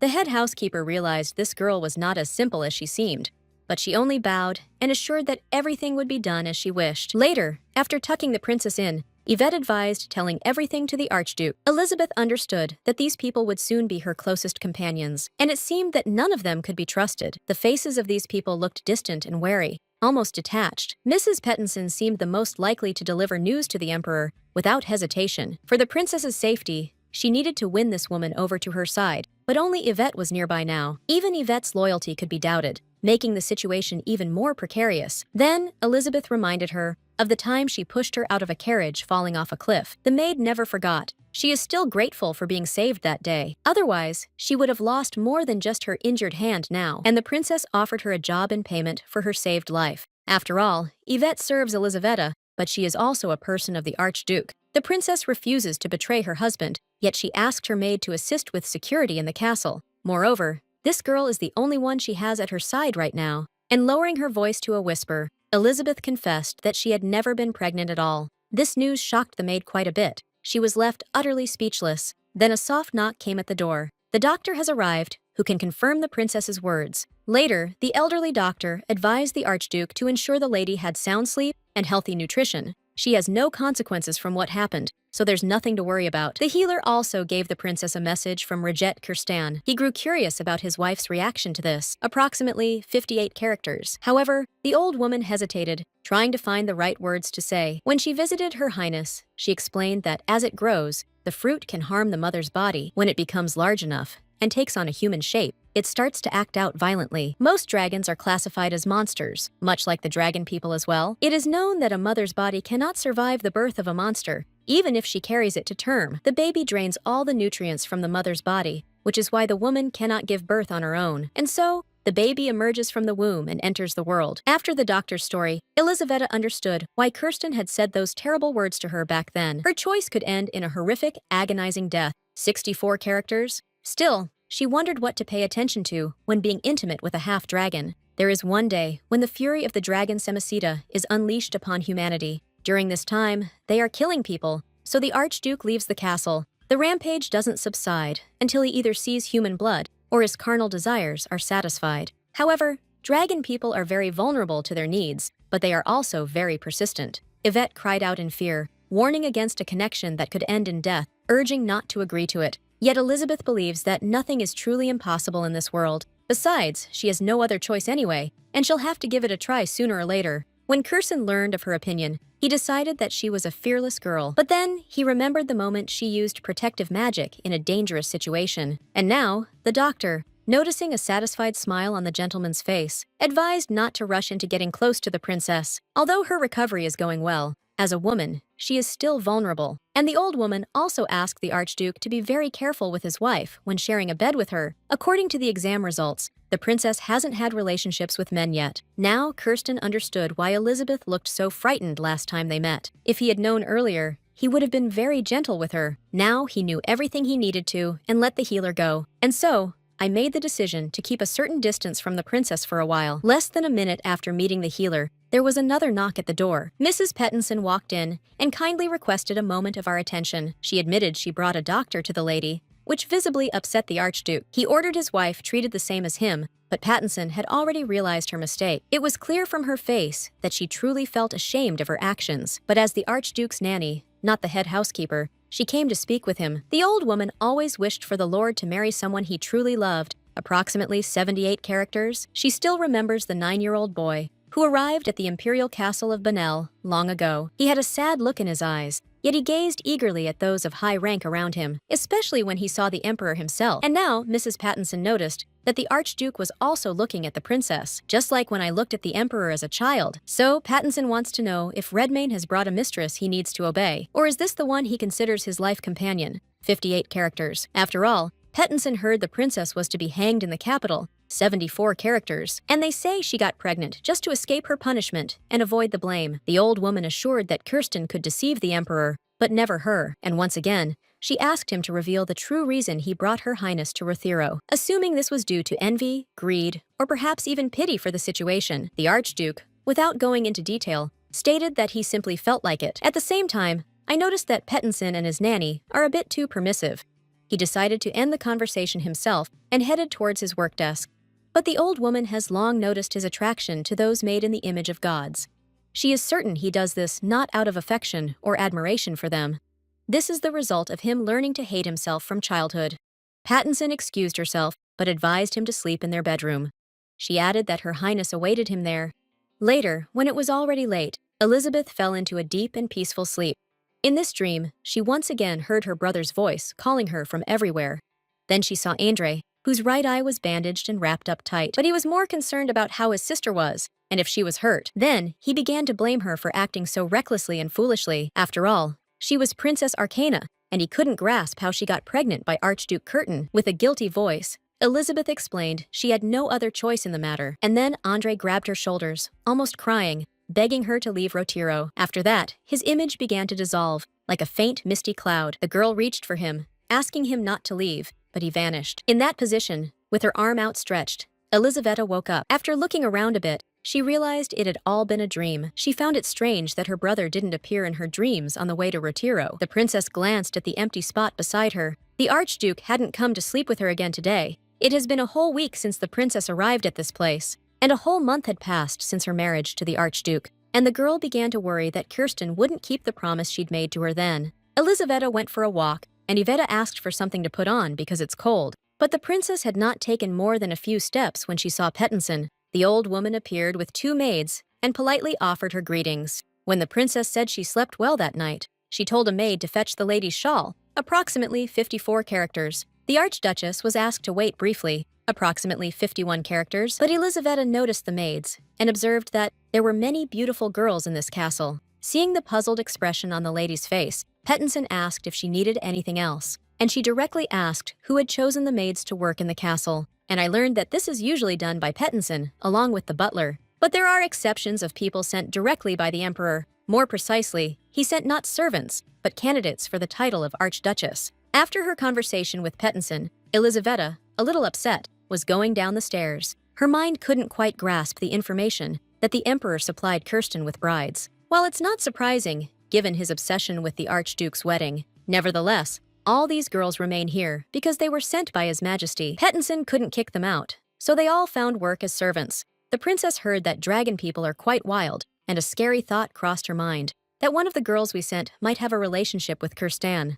The Archduke was informed that the princess had gone to walk down the stairs herself, saying that Her Highness was unyielding, and the maids could do nothing about it. And Kirsten began to ask what had compelled Her Highness to take such a dangerous walk. Yvette, who brought the news, admitted that the princess was tormented by nightmares, what seemed strange to the Archduke, as nothing like this happened on the way to Rothero. And then the maid suggested that the problem was that the lady was sleeping alone. And so, on the journey, the Archduke was constantly by her side, and, well, she really felt quite safe. Moreover, the princess has only been in Rothero for a week, and she will need time to adjust. And her husband's warmth will definitely help speed up this process. Yvette didn't hear it from her mistress, but looking at her, it was clear anyway. So she boldly suggested the Archduke accompany her to the study where the princess was headed. Elizabeth went there to find her husband. They likely missed each other. Kirsten agreed without hesitation, and the maid pointed to the door where he should go. The Archduke was a bit puzzled about the door.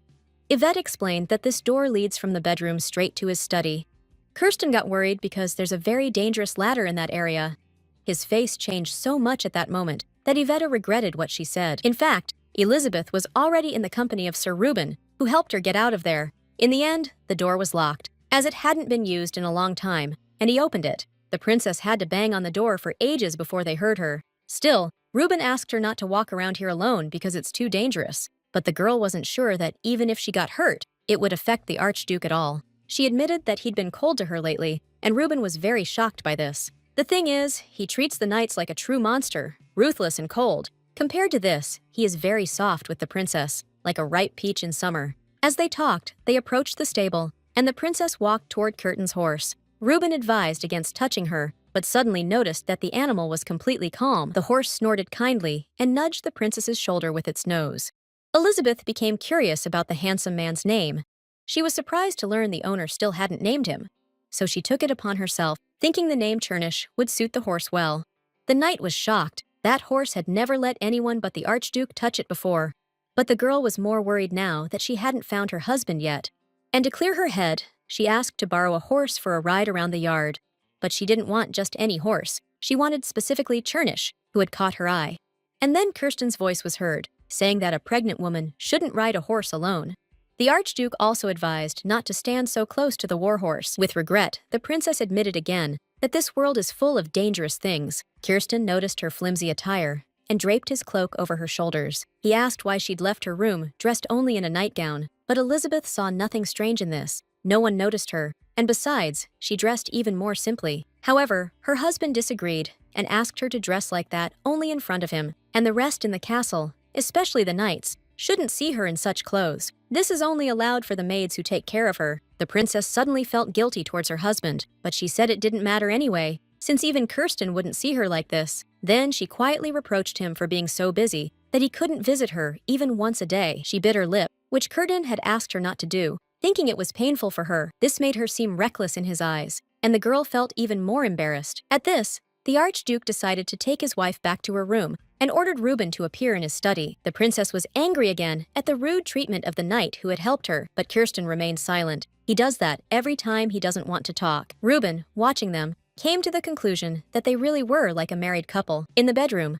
Elizaveta asked her husband to visit more often, if he doesn't want her to leave the room on her own. Approximately 56 characters, especially since they have a good reason to meet more often. But Kirsten didn't have much time right now. Here, the princess remembered the beautiful maids again and understood why he was refusing, and she said that if he's too busy, she sees no point in just sitting and waiting for him.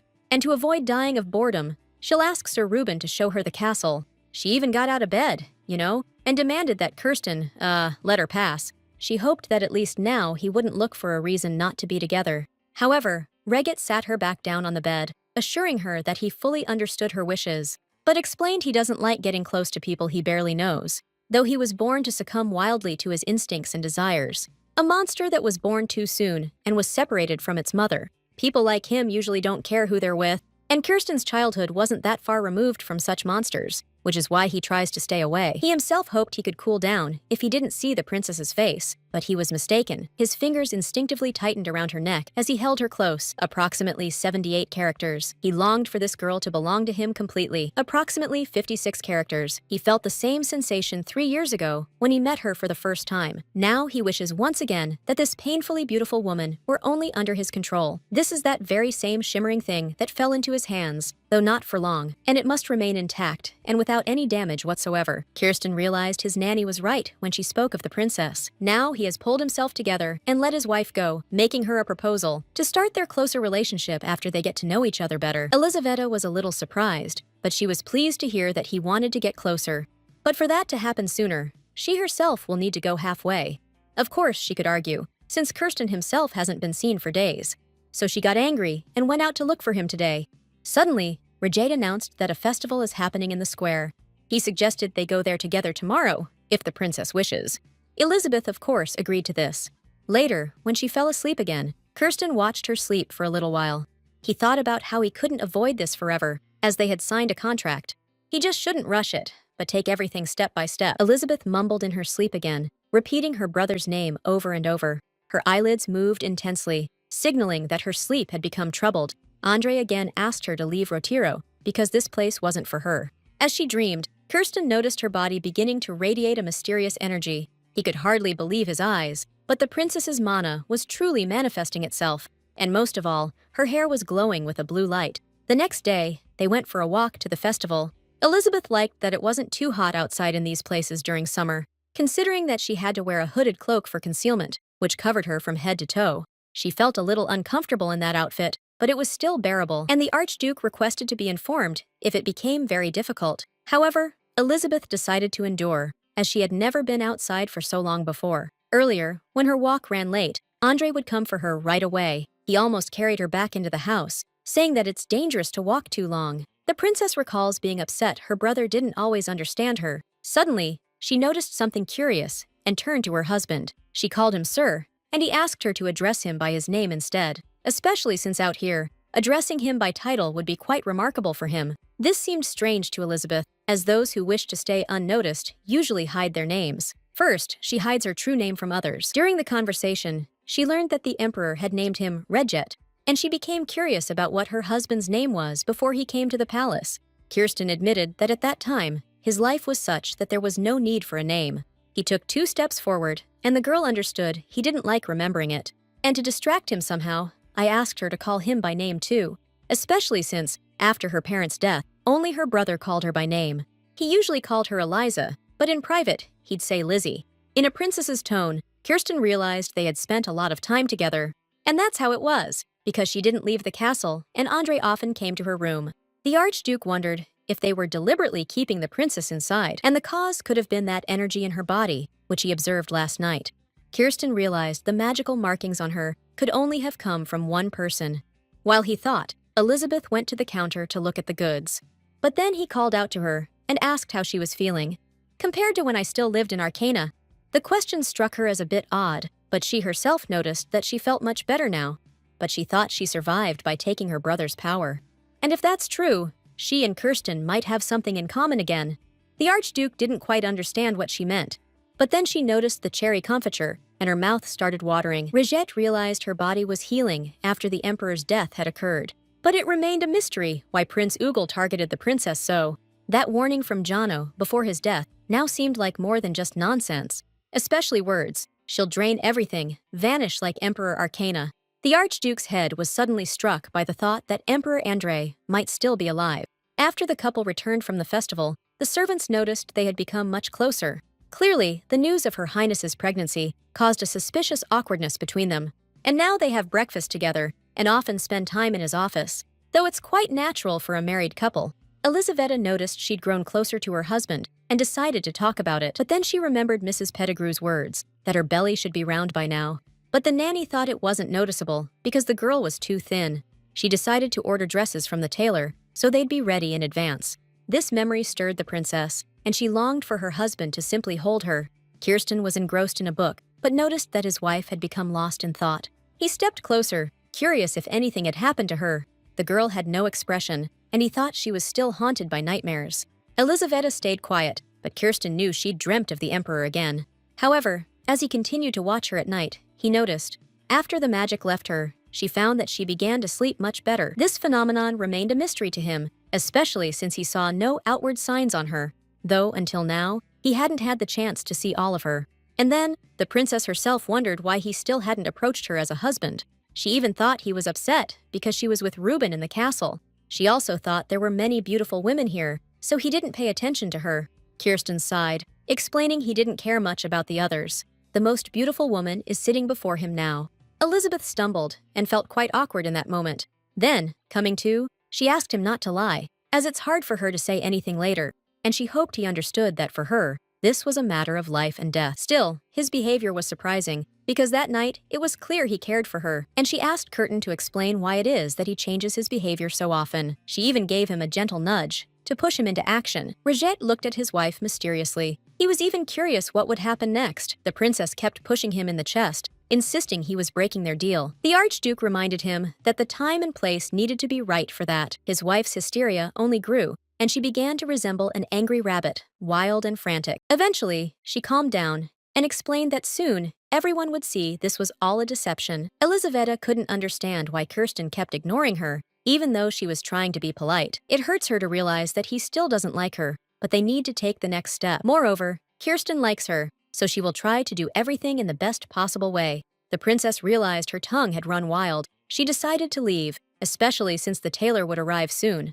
But then Regit stopped her and pushed her into the crowd, knocking over dishes. He was simply stunned by her confession that she liked him. Leaning toward her, he felt his pulse begin to race uncontrollably and decided that this was the right moment to check if this was the inevitable condition. But Kirsten didn't act that way for no reason. He was also trying to see marks on her body. He spotted one on his left shoulder blade, with a few others visible. But he felt uneasy, realizing that her brother had given her those marks. And while he was mainly occupied with his research, Elizabeth was pleased that he finally responded. The girl got into it so much that she even knocked over the furniture. The rumbling was noticeable, yet none of the servants dared to disturb them. Suddenly, Kirsten felt his hand transforming, wrapped in magical chains that bound him tightly. This happens when a half-dragon loses control over himself, and Kirsten could not allow this terrible force to break the fragile body before him. Stepping away from his wife, he asked if she was hurt at all. The princess was just in shock, not understanding why his mood had changed so abruptly, and the Archduke admitted he found that one unavoidable condition. Having calmed down a little, he looked his wife up and down, and realized in a rush of emotion, I'd left a few scratches on her. It's no wonder, as the princess is just skin and bones. And Regit suggested that she gain a little more weight, about 10 kilograms. This shocked her a bit, as it would make her look like a potato, but she still agreed to it. Later, while she was bathing, Yvette worried that her mistress had many bruises on her body. The princess wasn't bothered. She was more curious about why Regit had stopped so suddenly, and assumed it was the fury of the dragon Samesit. Clearly, the Archduke stopped because of the power that is sealed within him. Then, her thoughts returned to her weight, and she doubted she could gain 10 kilograms. Meanwhile, Yvette was so worried that she was about to call a doctor, but Elizabeth reassured her, explaining that dragon's blood could never harm the descendants of Galion. Such was the vow and the ban between teacher and student. Moreover, it was a promise shared between two lovers. Meanwhile, in the kingdom of Ugel, the first prince Rian Sihat raged. He was smashing everything in his own office, cursing the Arkan twins, and he was interested in the details of what happened to Emperor Andrei. His brother Hanan Sihat also wanted to know how that man could disappear, because he himself tore his ankle tendons and gouged out his eye. However, Ugel needs Andrei's strength to obtain the dragon's magic for themselves. Their brother Jano was ordered to capture the princess to use her as bait, but he messed up. Hanan suggested to stop the false rumors. It's obvious that Princess Arcana uses magic because she's clearly hiding something. Rihan agreed with his brother, as the emperor was very protective of his sister for a reason, and both decided to spread rumors that the princess escaped from the Archduke using magic.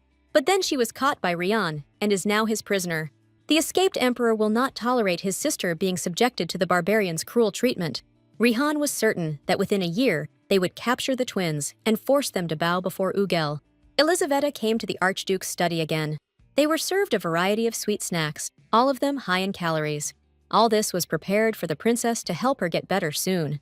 Kirsten noticed she wasn't rushing and said she'd go to her room only after eating everything. She felt awkward and suggested having a meal together, but her husband doesn't eat sweets, and she hung her head, feeling he doesn't like anything about her.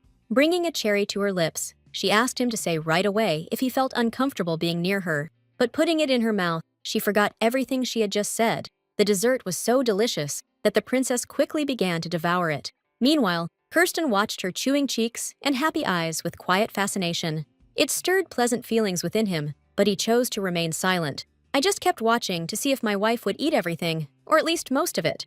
Later, having settled into the room, Elizaveta decided to sketch its magical circles onto paper. This will help her learn about them, and she tried not to miss any details. The largest circle was the one that was imprinted on the spine. She still remembers how hard Andrei tried when he drew them. After some searching, I still wasn't able to find any information at all, and she guessed it was something Semacita had taught to Galian after all. Suddenly, Elizabeth felt something strange, making the hair on the back of her neck rise. Realizing she had somehow done it herself, she tried to figure out how. It came to mind that this is definitely linked to Semacita. Then a blue glow appeared behind her, like a bright lamp. For some reason, the magical circle on her back was activated. The princess realized that the activation happens after saying the dragon's name, so this magic is incredibly strong, and the princess doesn't know what she can do. Turning back to the mirror, she tried to activate the circle again. According to legend, Semacita burned half the continent and took hundreds of thousands of innocent lives. She could not rid herself of Galian, the student who had left her behind, so Semacita cast a curse so that her beloved student could not forget her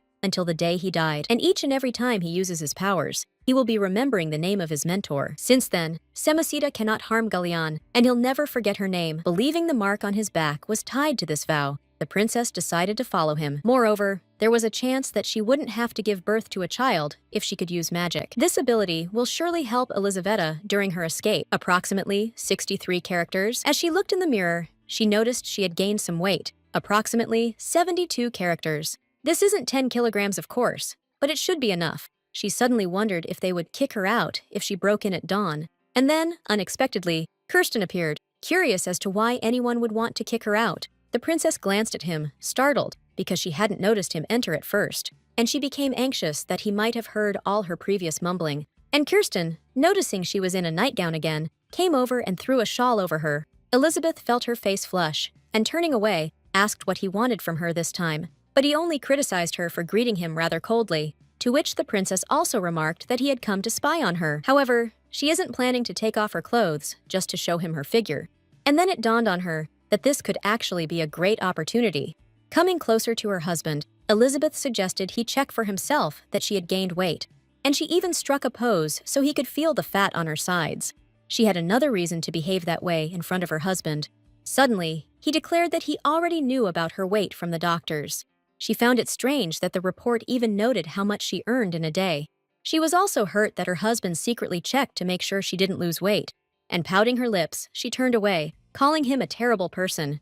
The princess felt that at this rate, they would never have a child together. While she sulked, Kirsten approached and draped his cloak over her shoulders. Then he gently hugged me and asked me not to be angry that he felt it was necessary. But the princess was angrier, not for that, but because he didn't even blink at her efforts. And she waited for another apology after Kirsten announced he'd be gone for a while. Now it became clear to her that he was being so nice just to deliver some bad news. Her Highness requested an explanation for the departure, and I learned that the Archduke's cycle lasts every 4 months. When his madness takes over, he can't see her, and it usually lasts no more than 10 days at most. Elizabeth was still hurt, as he promised to fulfill his duty once she gained some weight. But she didn't gain all 10 kilograms, so Kirsten has a clear conscience, and he asked his wife to enjoy her meal and rest while he was gone. I also warned her that if she wanted to leave the castle, she should cover her face and take someone with her. Elizabeth was in despair. Roger kept reassuring her, yet he never fulfilled his promise to her, and she decided to look for another way, worried that things would continue like this.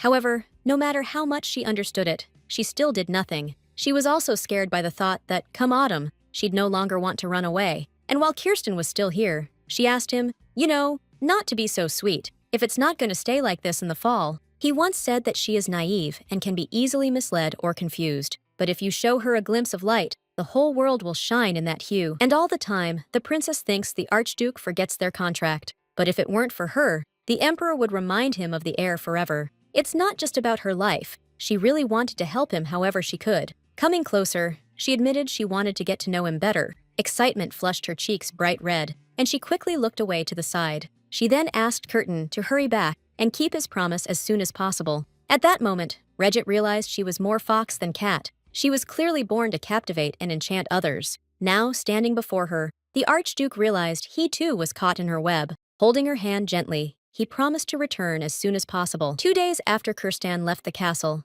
the princess was informed of a visitor arriving. Yvette reported that she was a miss from the family of Duke Irian, who stated that she had arrived by order of His Imperial Majesty. Elizaveta set off for the meeting, accompanied by Mrs. Pettinson. The young lady sat proudly on the couch and greeted the princess loudly. She introduced herself as Zenobia Irian, but her smile was not sincere. Looking at this person, Her Highness felt not a trace of politeness at all. Earlier, Elizabeth was told she needed to meet this guest arriving soon. She arrived by the Emperor's order and is waiting in the living room.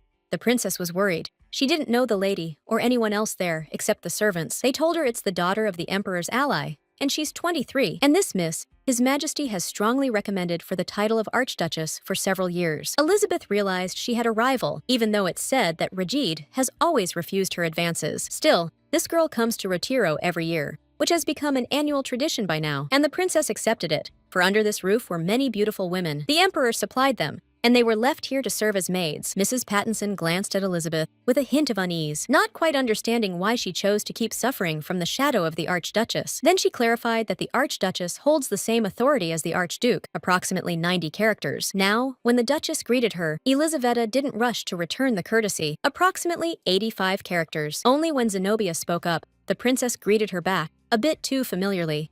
The young Duchess didn't like being addressed that way, but she didn't make a scene. And Her Highness repeated the greeting, trying to be more polite this time. She didn't know all the nuances of Benella's rules, but didn't see herself as ignorant. Just when she entered, the guest didn't stand up, so the princess decided she could drop all pretenses. The Duchess found this reasoning quite interesting. And then Mrs. Pattinson apologized for the lady, explaining she was still adapting. And yet, from the perspective of her status, Her Highness did everything correctly. Zenobia seemed to just now remember that she was in front of an archduchess and promised to speak with her appropriately.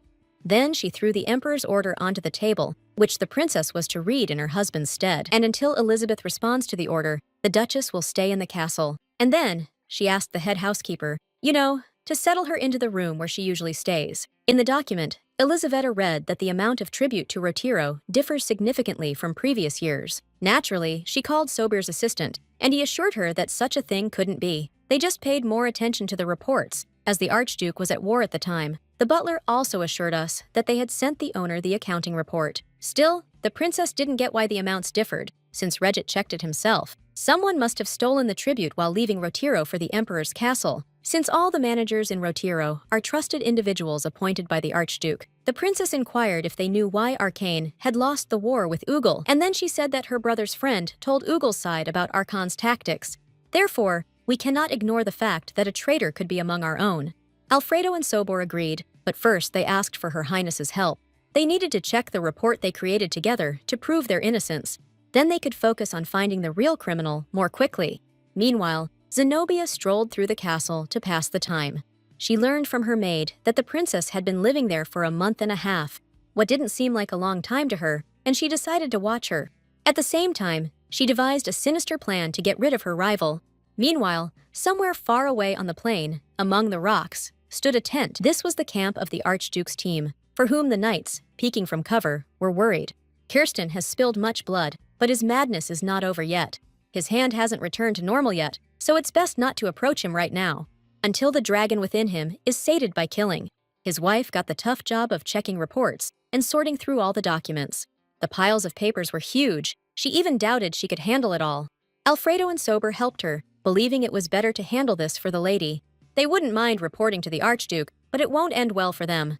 After returning, Kirsten will be very angry and gloomy for a whole week, and in that state, he'll first wring everyone's necks, and only then will he ask. Henningsen also confirmed that Regit sometimes makes radical decisions. Elizabeth immediately disagreed, as he never seemed that way to her personally. In any case, the nanny also felt the princess should handle this herself, to avoid unnecessary sacrifices. Besides, Elizabeth has the right to write her husband about this. The idea pleased Her Highness, but she struggled to find the right words on paper. Moreover, if the Archduke receives her message, he might return much sooner. Elizabeth couldn't stop thinking about how tenderly he kissed her on their last day. Yet doubts still plagued her, whether he was ready to fulfill his duty. She was distracted from this important task by someone she absolutely wasn't expecting. Curious, Zenobia began to ask who the Archduchess was writing to, though she already suspected. And then she suggested that I should include a title in the letter and be polite, because you shouldn't be rude to an Archduke, even if Elizabeth isn't polite to her guest. From Zenobia's chatter, the princess realized they often wrote to each other. She remembered how Kirsten had said that rarely anyone called him by his name, and thought it was worth writing to him like this, but hesitated. Glancing at the Duchess, Elizabeth did not wish to become like her in any way. Zenobia noticed the princess staring at her, and she found it quite displeasing. She reminded that she tries to be noble, though she sold herself to survive. This outraged Her Highness so much that she nervously jabbed her quill into its stand, and she asked the guest to leave immediately after the business was concluded. The Duchess rose and laughed, as if Elizabeth had said something utterly ridiculous, and grabbing the princess by the hand, she said that she wouldn't stay so proud for long. After all, the whole world doesn't revolve around her just because the Archduke noticed her. Although Elizabeth herself wanted it to be exactly like that, and the more the princess spoke, the more the Duchess became infuriated by it. Squeezing her hand even tighter, she declared that she couldn't be treated like this. The hostess didn't like the rudeness from the guest, and threatened to call someone, which further provoked Zenobia to inflict pain upon her. And then the guest threatened that she would tell everyone the princess's secret. Elizabeth's face instantly contorted in horror, especially when the Duchess pointed to her belly, which looks too flat, even though the princess has been saying for so long that she's pregnant. Zenobia calculated that she has been pregnant for 3 months, yet nothing seems to change at all. With such a deadline, it's simply impossible to stay flat. That's why the Duchess found it all very suspicious. Starting with the fact that Kirsten fell for a woman, though he always saw them as trophies. She couldn't believe it. Even a dog would laugh at something like that. Elizaveta pushed away Zenobia's hand, stating that she would have lived her life like a high-ranking lady. She would have grown into an idiot, not knowing what's what.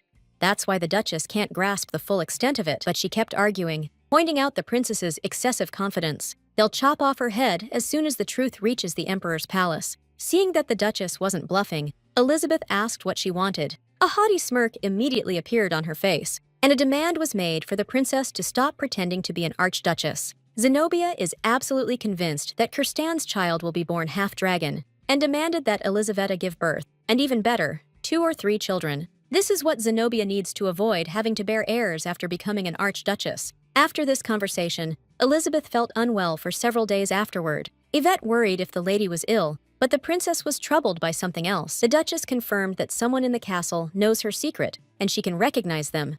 And when the Emperor learns of this, her fate will be sealed for sure. Unsure of how to handle the situation, Elizabeth chose to be compliant with the beast. She also missed her husband, who had been gone for 8 long days now, and the maid really wished that he would come back soon and comfort his wife. The princess completely agreed with this, because in such moments it was better for him to be nearby. That night, Her Highness was visited by her brother in a dream. First, he just called her, and then he shouted for her to leave Roger. The girl started asking about his injured eye, but he just kept repeating himself. A Galion's descendant cannot love a Samosita's child. Therefore, the princess must leave before her feelings become even stronger. Andre also asked her to be careful and not to let anyone steal her magic until the moment he comes for her himself. At this point, Elizabeth opened her eyes and couldn't understand this strange dream. Moreover, she couldn't leave here because she couldn't think of a way to do it. At this moment, she just wants Kirsten to come back to her as soon as possible. The Archduke received a message from his wife at this time, which made him uneasy. The content wasn't very lengthy. It initially talked about an uninvited guest. Reuben, with whom he shared the news, suspected that it was Zenobia Irian. Next, Kirsten read that there was a person hiding in Retiro who had stolen the tribute, and Elizabeth will do everything she can to find the criminal quickly. She still holds hope that her husband won't be delayed too long. The Archduke recalled the sadness in her eyes when she asked him to return soon. And so he doesn't forget. Without him, she has no place in this castle. Roget realized it was not the time to give in to madness, and Reuben was ordered to prepare horses for the return to Retiro. They left early in the morning, and the Archduchess had already heard the news. He's supposed to arrive by midnight, so Elizabeth shouldn't wait up. She should go to bed. The girl looked tired, and Pettinson suggested she should rest right after work to recharge.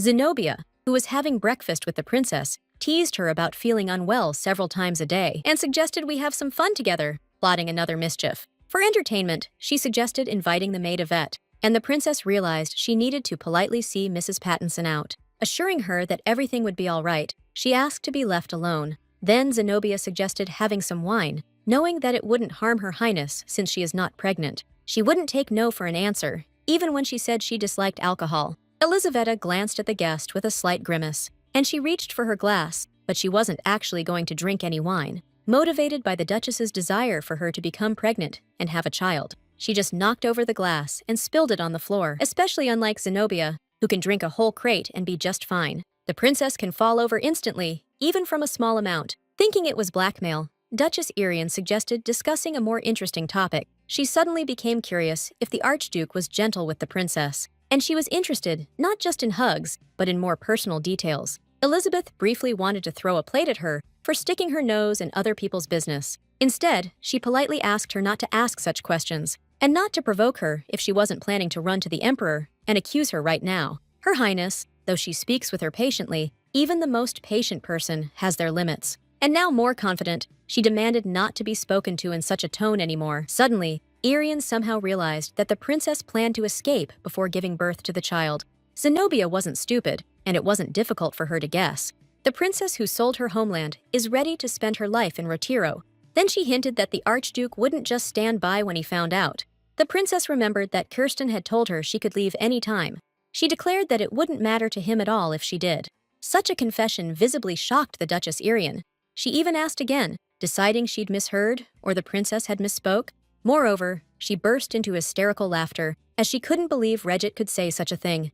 She behaved as if there was more than a friendly relationship between her and the Archduke. And Elizaveta decided that Kirsten had dated this girl before her, and Zenobia noticed that he treated his wife in a special way, solely because she was a princess. Without that status, the Archduke would have immediately beheaded her. Elizaveta demanded that they not speak ill of Reget, who for her was the most merciful man in Benella. And to dispel her misconceptions, Zenobia decided to tell her something about him. The etymology of his lineage means one who worships, and he is subordinate to the nobility, and gives them confidence, as if ready to give them the whole world. Reget acted this way with His Highness and the Duchess, and it will be the same with the princess. With a hint of disgust in her voice, Zenobia declared that Kirsten was misleading people. She was annoyed that the half-dragon sat on others' heads and blinded them with dust, but he possessed immense strength, and the Duchess longed to at least have his surname. That's why she asks the princess to have at least one child and give it to her. For this reason, Zenobia promised to send Elizabeth back to the Empire of Arcan,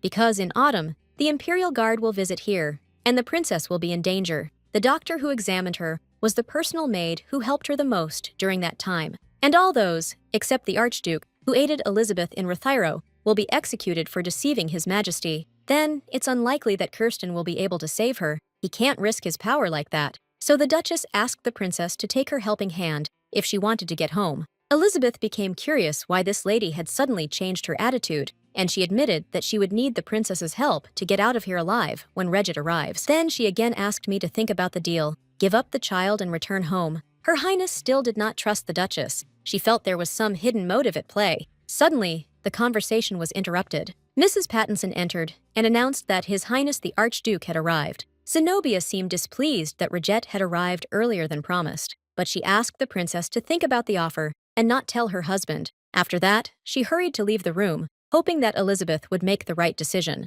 The princess truly faced a difficult choice. After all, it was a chance to return home. Outside near the stable, Reuben was struggling with nausea after the super-fast ride. Kirsten paid no attention to his grumbling. Something else had his attention now. The princess came out to greet him, her face showing clear concern. A horse approached her right away, and she couldn't help but embrace it. Looking at his little face, the girl hoped he hadn't hurt himself. While she was busy with the animal, the Archduke called her, who got a little jealous because his wife was supposed to approach him first. But he didn't get angry, just sent the horse back, though he didn't like it one bit. But he obeyed and went to the stable, and Kirsten began to ask why Elizabeth wasn't asleep yet. The princess didn't rush to answer, as if afraid to admit something. You could even see her eyelids twitching as she held back her emotional tears. Yet she swallowed everything that had built up and assured him that she was fine. The Archduke stroked her hair and noticed a strange scent coming from his wife. It smelled of alcohol. Kirsten even sniffed closer to make sure he wasn't imagining it. This made the princess feel quite awkward and uneasy. Still, she stated that she hadn't had a drop, as it's very bad for her.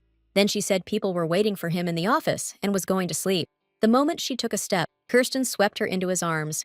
He decided to carry his wife himself, worried that she might fall on the stairs, being tired. The servants noticed them right away, even though they were used to it. On the way, Elizabeth wanted to chat with her husband, but on the way, like a mushroom after the rain, the Duchess Irian appeared. Gazing at him with her shameless little eyes, she flirtatiously greeted Reget. He now understood why his wife smelled of alcohol. It was Zenobia who breathed on her. The guest immediately scolded him for not greeting her properly, which seemed rude, and the Archduke apologized. It really did look like he wasn't happy to see her. They started to bicker a bit with each other, and the princess thought she had misjudged them. It didn't seem like they had ever been in a relationship. The Duchess was unhappy that she wasn't treated well here, but she had already gotten used to it. What pleased Kirsten, as she wouldn't have to apologize for rudeness. Then he left, and Zenobia shouted after the princess that they would talk again tomorrow. Noticing his wife's worried expression, the Archduke asked not to listen to this lady, but to focus on him, and the Duchess watched them go for a while longer, contemplating her next wicked plan. Once in the room, Kirsten realized the Duchess had tired Elizabeth out with her conversation, but she changed the subject, asking why her husband was late. She didn't shout or complain, she just felt very sad inside. And Reget apologized, saying the process takes different amounts of time each time. He also blamed himself for not warning them not to let strangers in. He promised to send the guest away tomorrow. The princess asked about the time he was with the Duchess during their marriage. It was 3 years ago, but for Kirsten, it felt like forever, and he forgot about it. He felt ashamed that his wife had to listen to the persistent miss. Here, the princess hoped that Kirsten did not feel the same way about her. Inside Reget, a sharp pang hit him. He assured her there was nothing between them. Trying to calm his wife, he even began removing her shoes himself, but Elizaveta objected and urged them to hurry to Sober, who was waiting in the study. And then he became curious why she had begged him to return so quickly, and now it was as if nothing had happened. From the outside, her reaction looked as if she was pushing him away. Realizing she acted foolishly, the girl blushed with embarrassment again. But it seems the Archduke wasn't really angry. As he kissed her foot gently, when he raised his eyes, he noticed his wife's pale complexion and wanted to call a doctor. But the girl explained that it was from nerves, because she missed him a lot. The Archduke barely had time to react before his wife rushed to embrace him and asked him to take her along next time, so she wouldn't be left here all alone. Elizaveta nudged her husband's shoulder with her nose, and he sensed she was about to cry. It also showed her trembling body, and Kirsten promised to do as she asked of him. The next morning, Rajette was in the office, thinking under the rays of the rising sun. The Duchess appeared before him, demanding that he finally speak with her. She admitted that she still couldn't fall asleep after yesterday's greeting. Kirsten invited her to sit down just out of politeness. He just hoped their talk would end as soon as possible. Just the day before, Pettenson had warned that the Duchess had likely revealed Her Highness's secret. The secret the princess kept from everyone was that she wasn't pregnant. After meeting the Duchess, Elizabeth looked very unwell and distressed. And now Rajette wanted to press his interlocutor, but he worried that it would reach his wife's ears. And he began to think about how to deal with his adversary in a quieter way. Zenobia sipped her tea and watched the Archduke like a fox watching a chicken. She realized he was thinking of killing her. She even suggested that this early time, while the princess sleeps, is just right. Kirsten didn't like that the Duchess was constantly provoking his wife. This even surprised Zenobia, who thought only Elizabeth played at husband and wife. However, his gaze slightly frightened her, as if he were ready to tear her apart at any moment. And to ensure her own safety, she asked the Archduke to be more careful. She noticed his interest in the princess, and the princess is taking advantage of it. And she stated that very soon, Her Highness will likely attempt to escape from here, because someone like her can't stay alive in Rotiro. Kirsten became curious how the guest even came up with such a thing, and she slyly explained she noticed it here and there, and the conclusion came itself. Then, Rajette asked the Duchess to consider why he was still watching over her, and reminded of an incident 3 years ago that he never told anyone. He knows Lady Irian is awkward, and if not for that incident, he would have killed her long ago. This memory always filled Irian with sadness, especially now, spoken in Kirsten's rough voice, approximately 114 characters. They were walking in the garden, and Zenobia wanted him to say she was the most beautiful. Kirsten didn't argue that among all the women he'd seen, she was the most attractive of them all. He had no reason to lie to her, even if his words sounded a bit indifferent. And then, an unfortunate incident happened, and Duchess Irian was harmed. For the Archduke, the desire to kill had just begun, but she brought it upon herself. Now, Zenobia understood that the Archduke had always considered her mad, but she didn't care. She was obsessed with the desire to live in Rotiro. Moreover, she longs for Kirin to be by her side as her devoted husband. For her, these were not empty hopes or selfish desires at all. The Duchess stated that she simply doesn't want to see Du spend her life alone, after which she decided to go get some fresh air, so he could think over her words. As soon as Zenobia stepped outside, her forced smile immediately twisted into a frown. She tried to stay composed in his presence, but felt utterly terrible inside. After he remembered the incident, and advised not to mess with the half-dragon, but noticing his attitude towards his wife, I realized he loved her. Couldn't understand how it was possible. He wasn't even human. She was certain no one could love Regent, as she herself would ensure it, convinced of her own resolve. Late at night, with only the moon lighting the room, Kirsten went to check on his wife. The princess was asleep, dreaming of her brother Andre again. In her sleep, she mumbled, but it was clear she was asking him to take her away from here. Kirsten was displeased to hear this, and he tried to wake her so she could see him. But then he saw her body begin to radiate mania again, as soon as he brought his hand to her. Despite this, Rajette touched her face, and the girl slowly woke up. And while she was in that half-asleep state, I asked her to tell me what she needed most of all. He was so worried that he instinctively squeezed her shoulder tightly. Only when Elizabeth remarked that it hurt did he let go and apologize to her. He couldn't understand why all his attempts to calm her fury were in vain. Leaning back on the bed, he blamed himself for his inability to cope, when suddenly his wife snuggled up to him, wanting to continue sleeping in his arms. Before Elizabeth lost consciousness, he asked if she often dreamed of her brother. The princess confirmed, though she herself didn't know why it happened. The Archduke wanted to break her connection with her brother more each day. However, the world of twins is surrounded by a solid wall that no one can break through. But even so, Kirsten didn't want to give up and wished to destroy this world. Only the marks etched upon the princess's body cannot be erased. not even by a dragon's might. And since they can't be removed, the Archduke decided to leave his marks on her. But the princess fell asleep again, and the Archduke didn't bother her. Sitting on the edge of the bed, he realized he was truly losing his mind. He realized that even if he gets through the first stage, he doesn't want anyone else like him to come into the world. But it's unknown what will happen if Emperor Arcana is truly alive, and he finds out about this. Kirsten won't be able to forcibly keep the princess by her side, and judging by his thoughts, he realized that it was Elizabeth who had captivated him. The Archduke walked around the room, trying to organize his thoughts. On the table, he noticed several sheets of sketches. He became curious, and as he looked at them, he noticed some magical symbols. He found it strange that such a thing was with his wife indeed. Meanwhile, in the southeastern part of the Grandal continent, at Ryoza Castle, a man descended into the secret dungeon, his figure concealed by a long hooded cloak, approximately 90 characters. He reported to the Lord that the king and the regal princes had safely departed. Beneath the hood, Duke Fabian Bellator was hidden, and he asked the gentleman not to worry, but to focus on his health. The man he worked for was Emperor Arcana, Andre, a powerful ruler. He also learned that Duke Conrad had followed the princess to the Tana River, and now they're trying to find a way to inform Her Highness that her brother is alive. It is also known that Archduke Regit Kirsten continues his attempts to erase the magic circle. But no matter what, Andre is sure that no one can break his bond with his sister, because he specifically drew circles on her that aren't easy to spot. But then he hesitated, because if that were the case, she would be all right.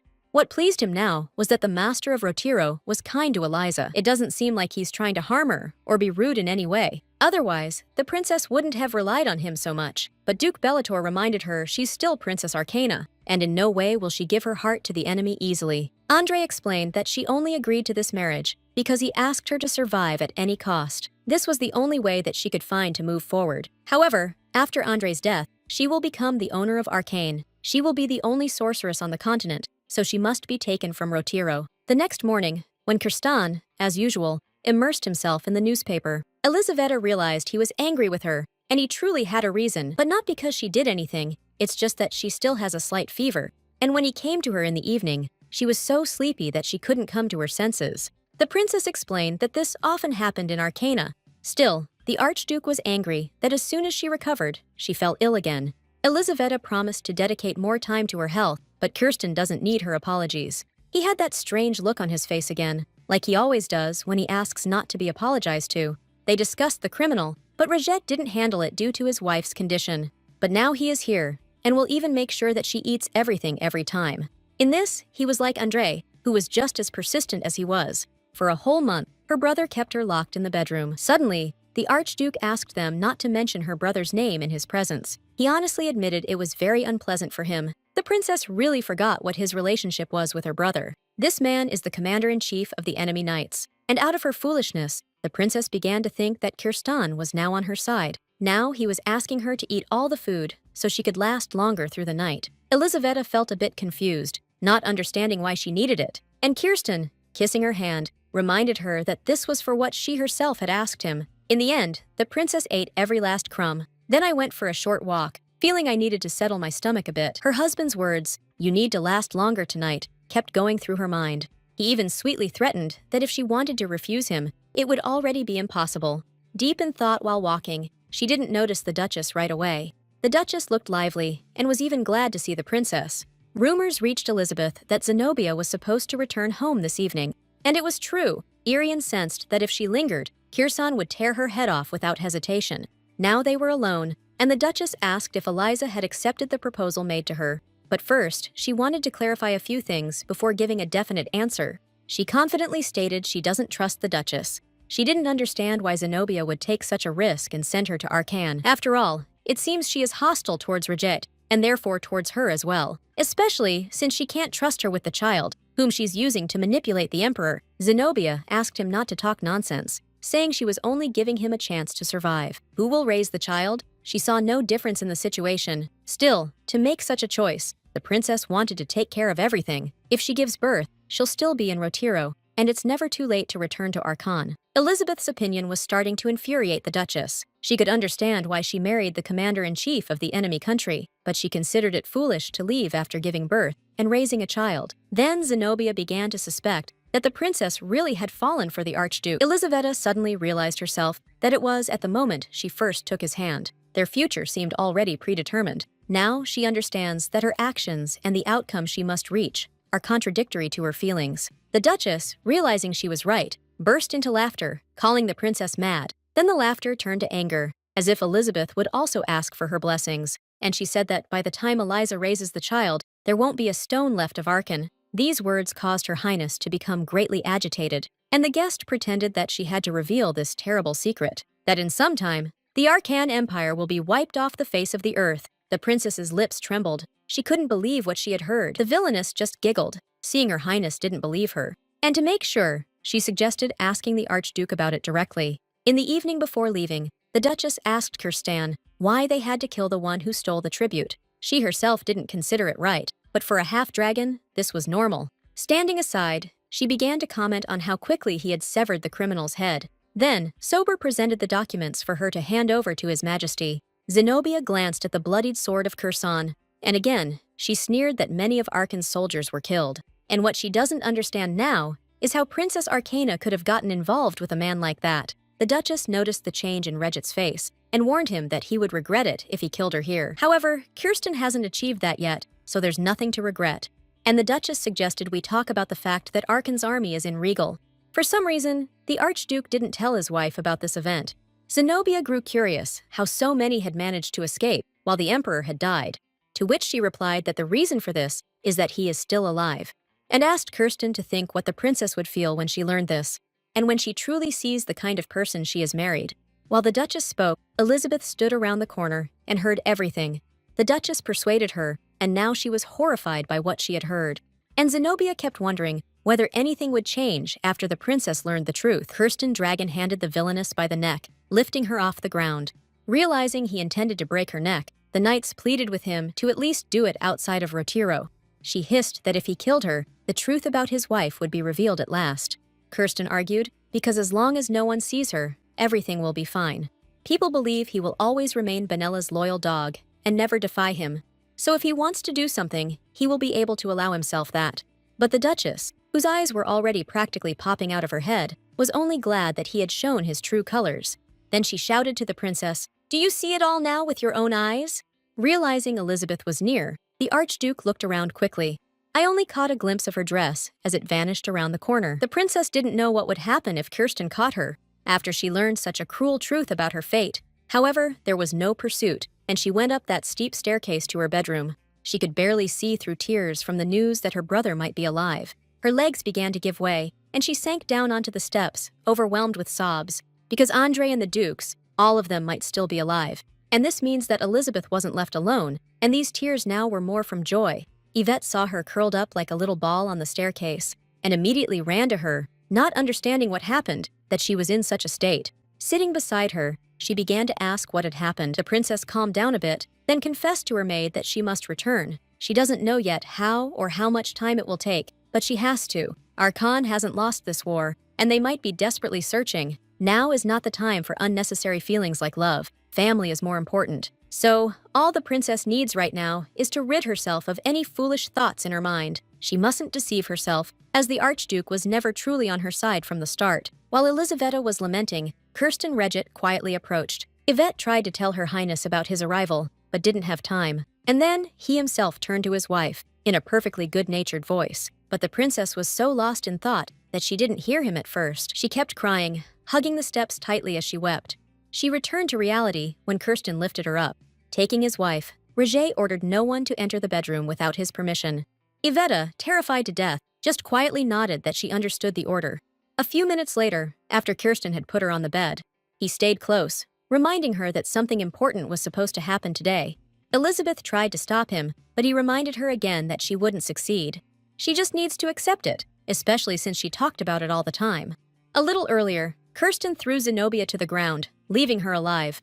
And she teased that the princess would leave him because no one would love him, but Kirsten never hoped that he would be worthy of love. However, he knew for sure that Elizabeth couldn't just walk away from him. Since the moment he saw her for the first time, one feeling has never left him. It wasn't envy, admiration, or reverence. It was a desire for her to be solely his and no one else's. Additionally, Kirsten fears he won't be able to fulfill any of her desires or wishes. After all, she was the one who initially begged and clung to him. Therefore, He decided that he must be her one and only savior from now on. She was right there, but felt completely lost and confused. She still couldn't tell if the Archduke was on her side or not. That evening, he held her close, treating her gently, afraid to cause her pain. He only asked her not to resist, and it would be a magical night. The princess decided to trust her husband and realized he was right, but her eyes were still darting around from the shock that hadn't quite passed. And then she felt a feeling that couldn't be expressed in any word in this world. And with the Duke, she has reached a point of no return. Though my brother's words kept echoing in my head at times, criticized for embracing their enemy with her own hands. Under normal circumstances, this wouldn't have happened. Kirsten also understood what the consequences would be, realizing that this woman was unattainable. That's why he can never drag her down to the bottom, because in his life, there has never been anything quite as valuable as this. Elisaveta was a blessing to Grandel, one that all the inhabitants of Arcana desired. But now, no one can deny the fact that this is the woman Regita Kirshtan. Decades ago, before Regette became Benella's dog, he wandered the streets. He wandered down the street, and a man came out of a hut and saw him. Seeing the monster before him, the man decided to get rid of it immediately. He pulled a gold cross from his pocket, holding it tight, and he began to read the prayer of exorcism, hoping to drive away the monster. This man was a priest of strong faith, believing he could make a difference. But then he noticed this dragon-like man was different and did not attack. He realized he had encountered a rarity that could prove to be quite valuable. The dragon boy kept eyeing the golden object in the man's hand, 71 characters, and the priest, realizing he liked it, decided to give it away. Since the cross was old anyway, the boy looked like a crow, drawn to everything shiny and bright around him, and the priest offered to let him follow him if he wished to receive more such trinkets. Since then, he became the master of the half-dragon, and he bribed him with shiny things for good behavior. And it was the first time that Regette Kirsten felt both submission and greed at the same time. He'd been in the bedroom with his wife for 3 days. The servants understood they were addressing accumulated grievances. Some of the maids were even envious that the princess had such a husband. But with time, Yvette felt sorry for the lady, who hadn't come out for several days now. Elizabeth was resting, while the Archduke watched over her sleep in the mornings. She found it a bit unpleasant that sometimes Curtin smoked a cigar right in bed. But he explained it's from medicinal herbs, so it's only good for you. He even suggested the princess try taking a puff herself. To her surprise, Elizabeth quickly agreed and inhaled the sharp smoke deeply. But when the aftertaste spread across her tongue, she knew what the herb was. It was a medicinal herb called St. John's wort. Once, she was given a tincture made from this herb as a sleeping aid. It should be taken in small sips, or the medicine may turn into poison. Last time, the princess learned this when she swallowed nearly the whole bottle. Because of this, she now even finds the taste in her mouth repulsive. Kirsten was surprised that she quickly gave up the cigar, as it has a calming effect. Still, I hoped that would be enough for my wife, but just in case, I massaged her neck. After all this, the princess no longer knew if she could hate this man. Everything could have been different before Irian arrived. Before Elisaveta found out that Regette was hiding news about Arcana, but the past couldn't be undone, and the princess could only hold herself together. Suddenly, Kirsten stopped and admitted that it was very obvious when she was thinking. Every time she gets this look on her face, like she's left her body. But it also made him realize that she was troubled by unpleasant thoughts. To cheer her up a bit, he kissed her neck, making her giggle from the ticklish sensation. Yet the princess asked him to stop, as he'd promised not to bother her anymore. But Kirsten got carried away, and Elizabeth didn't become any happier for it. They remained strangers to each other, and their feelings couldn't be called love. It's just an attachment born from feelings of safety and gratitude that she has for him. And even though the princess sometimes felt good with him, she would eventually leave him one day. At the same time, it seemed to her that it would hurt a lot. A bit later, they took a bath, and Kirsten noticed his wife had indeed rounded out approximately 87 characters. She had just dozed off in his arms, and mana suddenly began to radiate from her head again. Now he thought that it wasn't so bad, because when the fruit grows, it consumes magical energy. Still, we need to find another way to nourish the baby in the womb. And now he was supporting his wife, so she wouldn't slip into the water, drowsy. He even found it nice to watch her softly snuffling in her sleep. And the main thing is, she hasn't mumbled her brother's name for a while. He'd like to kiss her more often, but he was afraid his roughness might break through. And, exercising maximum self-control, he gently kissed his wife. It was only during this kiss that he remembered how she had said on the steps that she had to go back. That day, he heard everything she said to Yvette and felt a tightening inside him, like a coil. Kirsten didn't want Eliza to leave him, and he needed to reignite her desire for him once more. Then she won't have any trace of those unpleasant feelings. A few days later, the princess was finally seen by Iveta, but she was horrified to see her mistress looked like she'd been in a boxing match. The bruises weren't really big, more like small abrasions, but they were all over his body. The maid decided to order healing ointment, and Elizabeth realized how terrible she looked. Then, Yvette began to brush her hair, sending a pleasant shiver down her spine as she relaxed. While she was enjoying herself, the maid suggested speaking with Freya, so nobody would know, specifically about what's happening to Her Highness now, so that she can give a good medicine that will help stop the pregnancy. The princess herself said she wanted to return. However, after conception, this will be extremely difficult. The belly will grow very fast, and Elizabeth will struggle even to walk, let alone run. And the princess thought that it was a rather good idea. Spending time with her husband, she asked him when the baby was supposed to be born. Kirsten was even surprised that Eliza was still willing to have his child, but he was happy. Besides, she assured him she wanted this, as it would be their child together. Now, by the mirror, the princess realized that Kirsten was just calming her down, but she wasn't sure that his words were sincere, and she had already started to agree to let Yvette meet with the doctor. As the Archduke entered to inquire about his wife's well-being, he decided to take care of her, but the princess didn't want him to see her like that. What seemed strange to Kirsten was that she had been so confident in front of him not long ago. Elizaveta simply had no idea that it would resemble more of a dance of wild animals. However, what else could she expect from a half-dragon? The girl stated again that she was desperate then, which is why she gave in. And while she, turned away, was lamenting, Kirsten grabbed her foot and kissed her little toe. Elizabeth instantly flushed crimson with embarrassment, and again, sharply turning away, she declared that it was all done for survival. She understood, of course, that her excuse sounded a bit silly right now. Still, she wasn't going to show her weakness and do everything right. She swore in vain, and once again, finding herself alone with her husband, she heard her brother's voice. This was no longer a voice from dreams. She heard Andre planning to take her, and now she believed more and more that her own brother might be alive. Once, Elizabeth asked her husband to go out of the castle for a walk again, but this time, she asked to go much further than before. Meanwhile, at Rio's castle, Andre woke up with a scream from a nightmare. He entered the astral, but something blocked him from directing magic at his sister. The Duke Bellator ran over at his cry, thinking something had happened. Noticing the Emperor's pale complexion, he realized he was having trouble sleeping. Then, Andre confessed that something strange was happening to his body. He felt that he had little time left, because without his sister, he was nothing. In Arcana, wizards hadn't been born for a long time. And then one day, twins with magical abilities appeared. They were more powerful than any emperor since the time of Gellianus. At the same time, no one had such a fatal weakness as they did. Elizabeth had power, but she couldn't create magical circles, while her brother had that ability innately. They were like the apple and its core, where the peel absorbed the essence of the core and became stronger. And the core, with no possibility of stopping, had to be drunk to the dregs. But at 15, Eliza decided to end her life because she couldn't come to terms with her poor health. And for several months, Andre was searching for a way to help her. In the end, he drew magical circles on her body, a magic that would separate her from him. Soon, the princess rarely got sick, and her magical power didn't fade. But Andre, who was nicknamed the Archmage, consequently stopped aging. At the same time, the magic that had been protecting Archon began to gradually fade away. The barbarians finally broke through and caused a bloody massacre. Now, Andre worried something was preventing him from reaching his sister's soul, and he needs to get her back before he dies, because he wanted to take everything from Elizabeth, because even if the shell disappears, the core will still remain, and it will become more and more solid and strong. The next day, Kirsten gathered the caravan to set off on a journey with his wife. They drove for a long time through a dense forest, interspersed with small clearings, and from time to time, the Archduke taught his wife to ride a horse. The princess liked it, especially since she befriended Chernyshev, and he obeyed her. She actually likes animals. They don't scare her the way many people do. Kirsten noticed that Elizabeth was upset in the morning and asked her what was wrong. The girl almost all the time thought about her brother's voice, which she had last dreamed about. Andre hadn't heard from Bannon and was worried something had happened. This time, Elizabeth herself tried to contact him, but her brother didn't hear her at all. And then she was awakened by Kirsten when he heard the name he hated once again. The princess asked to be left alone to sleep a little longer.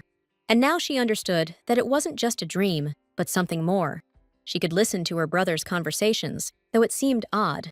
But she realized that Kirsten disrupts her dreams of her brother, and suspicions crept into the princess's mind that her husband knew something. And that's why he's acting this way. The question is what he knows.